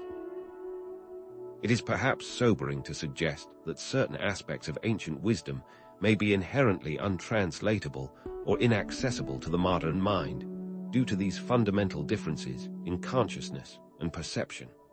Are some threads irrevocably lost in the tapestry of time? Elaborating on these limitations, several specific distortions can arise when attempting to understand ancient mental healing practices. First, linguistic barriers present a formidable challenge. Ancient texts and oral traditions are not simply neutral vessels for conveying information. Language itself shapes thought and experience. The nuances of ancient languages, the subtle shades of meaning embedded in their grammar and vocabulary, can be lost in translation, leading to misinterpretations and a superficial understanding of the original intent. What this means is that we are often left grasping at shadows, attempting to reconstruct a world of meaning from fragments and echoes. Can we truly understand a culture through the imperfect lens of translation, or are we forever separated by the veil of language? Second, there is the profound loss of context. The meaning and significance of ancient practices are inextricably linked to their original social, cultural, and environmental contexts. Divorced from these contexts, they become hollow shells, stripped of their original power and purpose. A ritual performed in a sacred grove under the light of the full moon cannot be replicated in a therapist's office under fluorescent lighting. The emotional resonance, the symbolic weight, the sense of connection to something larger than oneself, all of these are diminished or lost altogether. How does the sterile environment of modern life diminish our ability to understand practices rooted in a deep connection to nature and community? The very act of extracting a practice from its original setting alters its essence, like a flower plucked from its roots, destined to wither and fade. Thirdly, our understanding of ancient practices is often based on incomplete or biased sources. Archaeological remains offer tantalizing glimpses into the past, but they are often fragmented and open to multiple interpretations. Written accounts from dominant groups may reflect their own biases and prejudices, distorting the perspectives of those they sought to subjugate. Interpretations by later scholars may be influenced by their own cultural assumptions and agendas, further obscuring the truth. How can we navigate this labyrinth of incomplete and potentially misleading information, striving for a more accurate and nuanced understanding of the past? We must acknowledge the inherent limitations of our sources and approach them with a critical and discerning eye. Finally, there is the inescapable influence of our personal projections. We are, after all, products of our own time and culture, and we inevitably bring our own perspectives, biases, and assumptions to bear on our understanding of the past. We may project our own desires, fears, and anxieties onto ancient practices, seeing in them what we want to see, rather than what they truly were. We may romanticize the past, imagining a golden age of wisdom and harmony that never existed, or we may demonize it, viewing ancient practices as primitive, superstitious, or even dangerous. What do we risk by projecting our current perspectives onto the past, filtering the wisdom of ages through the lens of our own limited experiences? We must be vigilant in recognizing our own biases and striving for a more objective and nuanced understanding. Consider the case of misinterpreting altered states of consciousness. Shamanic trances, for example, are often dismissed by modern observers as mere mental illness or drug-induced hallucinations. Failing to recognize their culturally specific meanings and potential therapeutic benefits. What is missed, however, is that these altered states are not simply random neurological events. They are carefully cultivated and interpreted within a specific cultural framework, often serving as a means of accessing spiritual knowledge, healing emotional wounds, or connecting with the divine. How can we differentiate authentic spiritual experiences from pathology, avoiding the trap of imposing our own diagnostic categories onto experiences that fall outside the realm of our understanding, or consider the oversimplification of complex rituals? Ancient rituals are often reduced to simplistic explanations, such as fertility rites or appeasement of the gods, without understanding their deeper psychological, social, and ecological functions. What is overlooked is the intricate web of symbolism, the carefully orchestrated sequence of actions, and the profound emotional impact that these rituals had on the participants. How can modern individuals gain insights into ancient rituals beyond surface-level descriptions, recognizing their multifaceted nature and their capacity to address a wide range of human needs? Furthermore, consider the pervasive problem of ignoring indigenous perspectives. Western scientific interpretations of ancient practices are often prioritized over the lived experiences and perspectives of indigenous communities who continue to practice them. The voices of those who hold the living knowledge of these traditions are marginalized, while the interpretations of outsiders are elevated. Why is it so important to amplify indigenous voices, recognizing their authority and valuing their contributions to our understanding of the past? Failing to do so perpetuates a form of epistemic violence, silencing those who have the most to teach us. Finally, how does our modern understanding influence our view of ancient beliefs about the cosmos? Ancient cosmologies, with their complex hierarchies of gods and spirits, their symbolic maps of the universe, and their emphasis on the interconnectedness of all things, often seem strange and incomprehensible to the modern mind. What we often fail to appreciate is that these cosmologies were not simply primitive attempts to explain the natural world. They were sophisticated systems of meaning that provided a framework for understanding human existence and our place in the cosmos. How can we move beyond our own limited worldview and enter into the imaginative world of our ancestors, appreciating the richness and complexity of their cosmologies? Ultimately, can we truly know the past, or are we forever limited by our own perspectives and biases? Perhaps the most valuable lesson we can learn from studying ancient mental healing practices is to embrace the mystery and complexity of the human psyche, recognizing that there will always be aspects that remain beyond our grasp.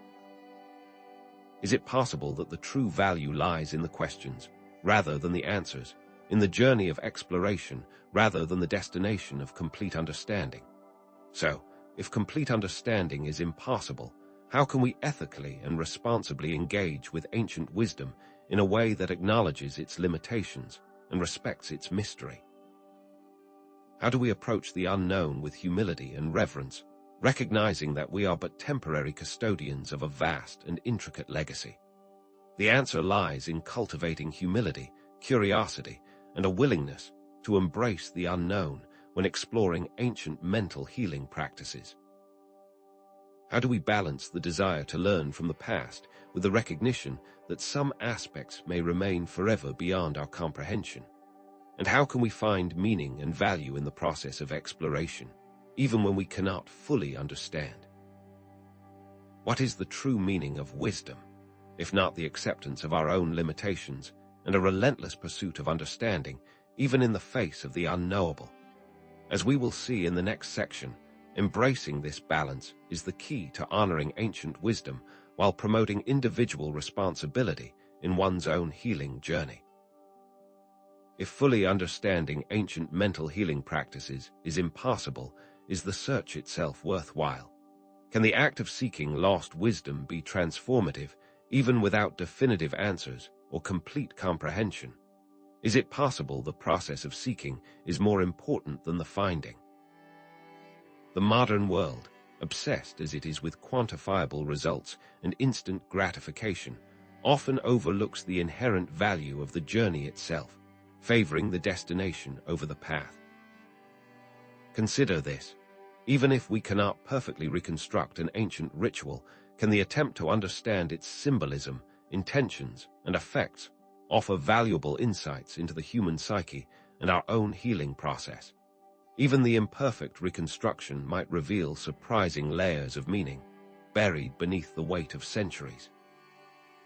The anthropologist Claude Lévi-Strauss writes, "It is not the correctness of a myth's details that matters, but its underlying structure and the way it allows us to organize our thoughts."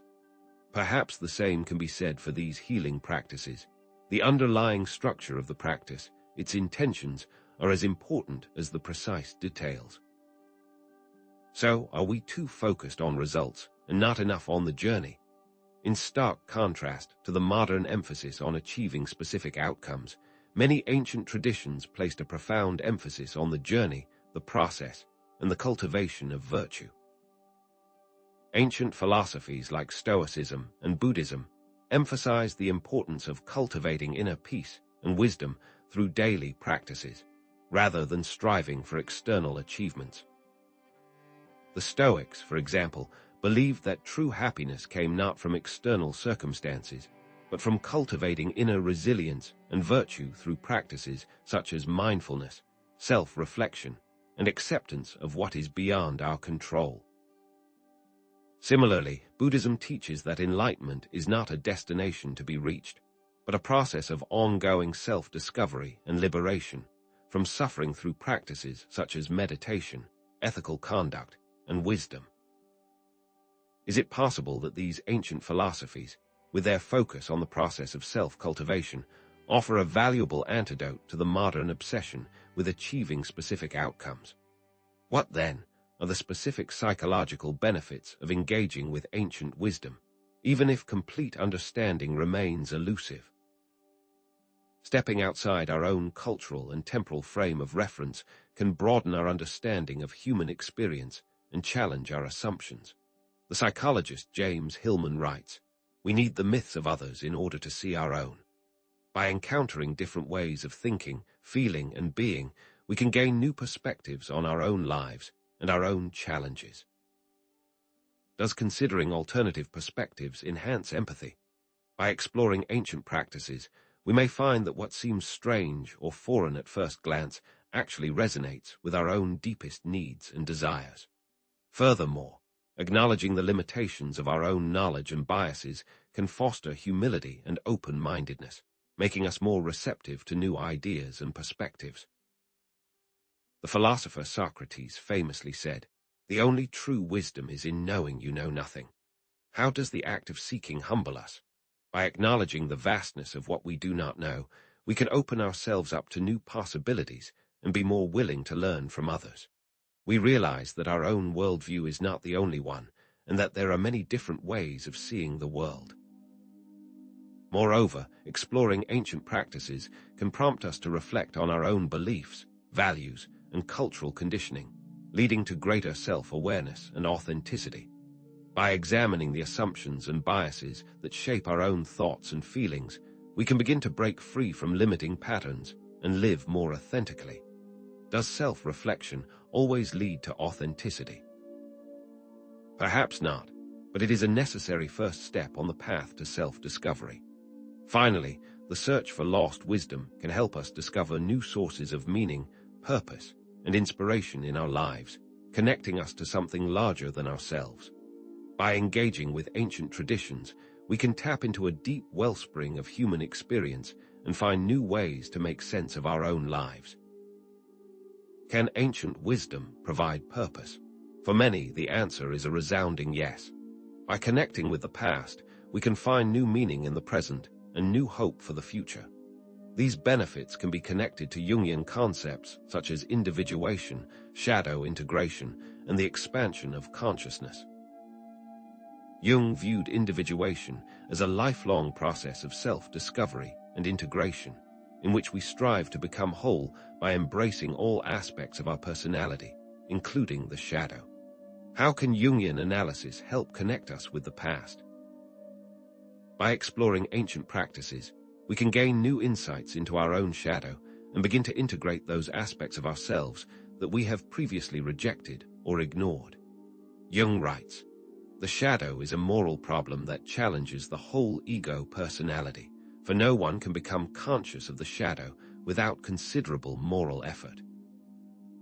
To provide specific examples of how the process of exploring ancient practices can lead to personal growth and transformation, consider the practice of dream analysis. Even if we don't fully understand the symbolism of our dreams, the act of recording, reflecting on, and discussing them can enhance self-awareness and emotional processing.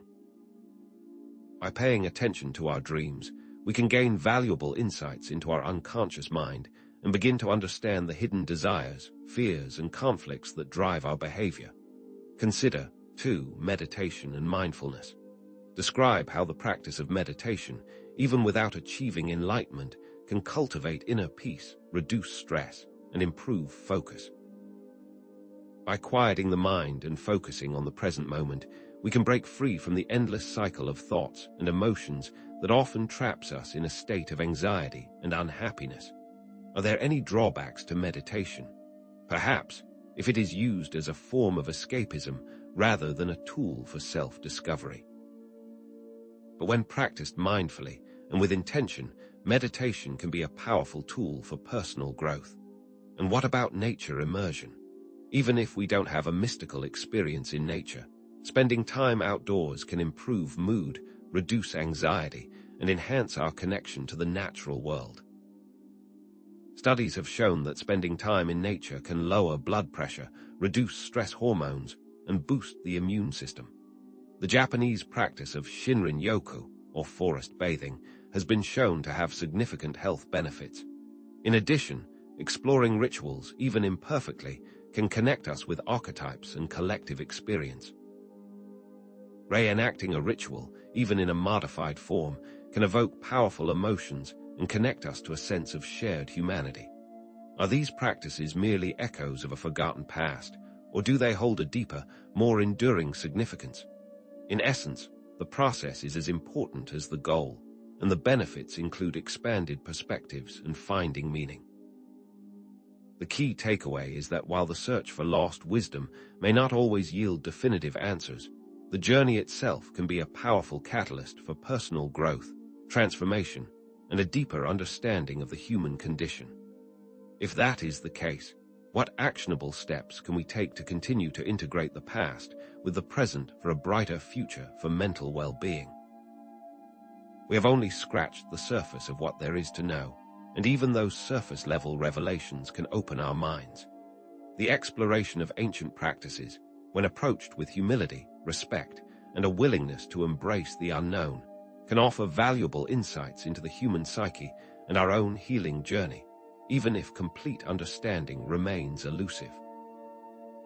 How can we create a culture that values the process of seeking, encourages exploration and self-discovery, and empowers individuals to find their own unique path to mental and emotional well-being? How can we personally contribute to this change? As we draw together these threads, it's important to acknowledge the complexity of the topic we've explored.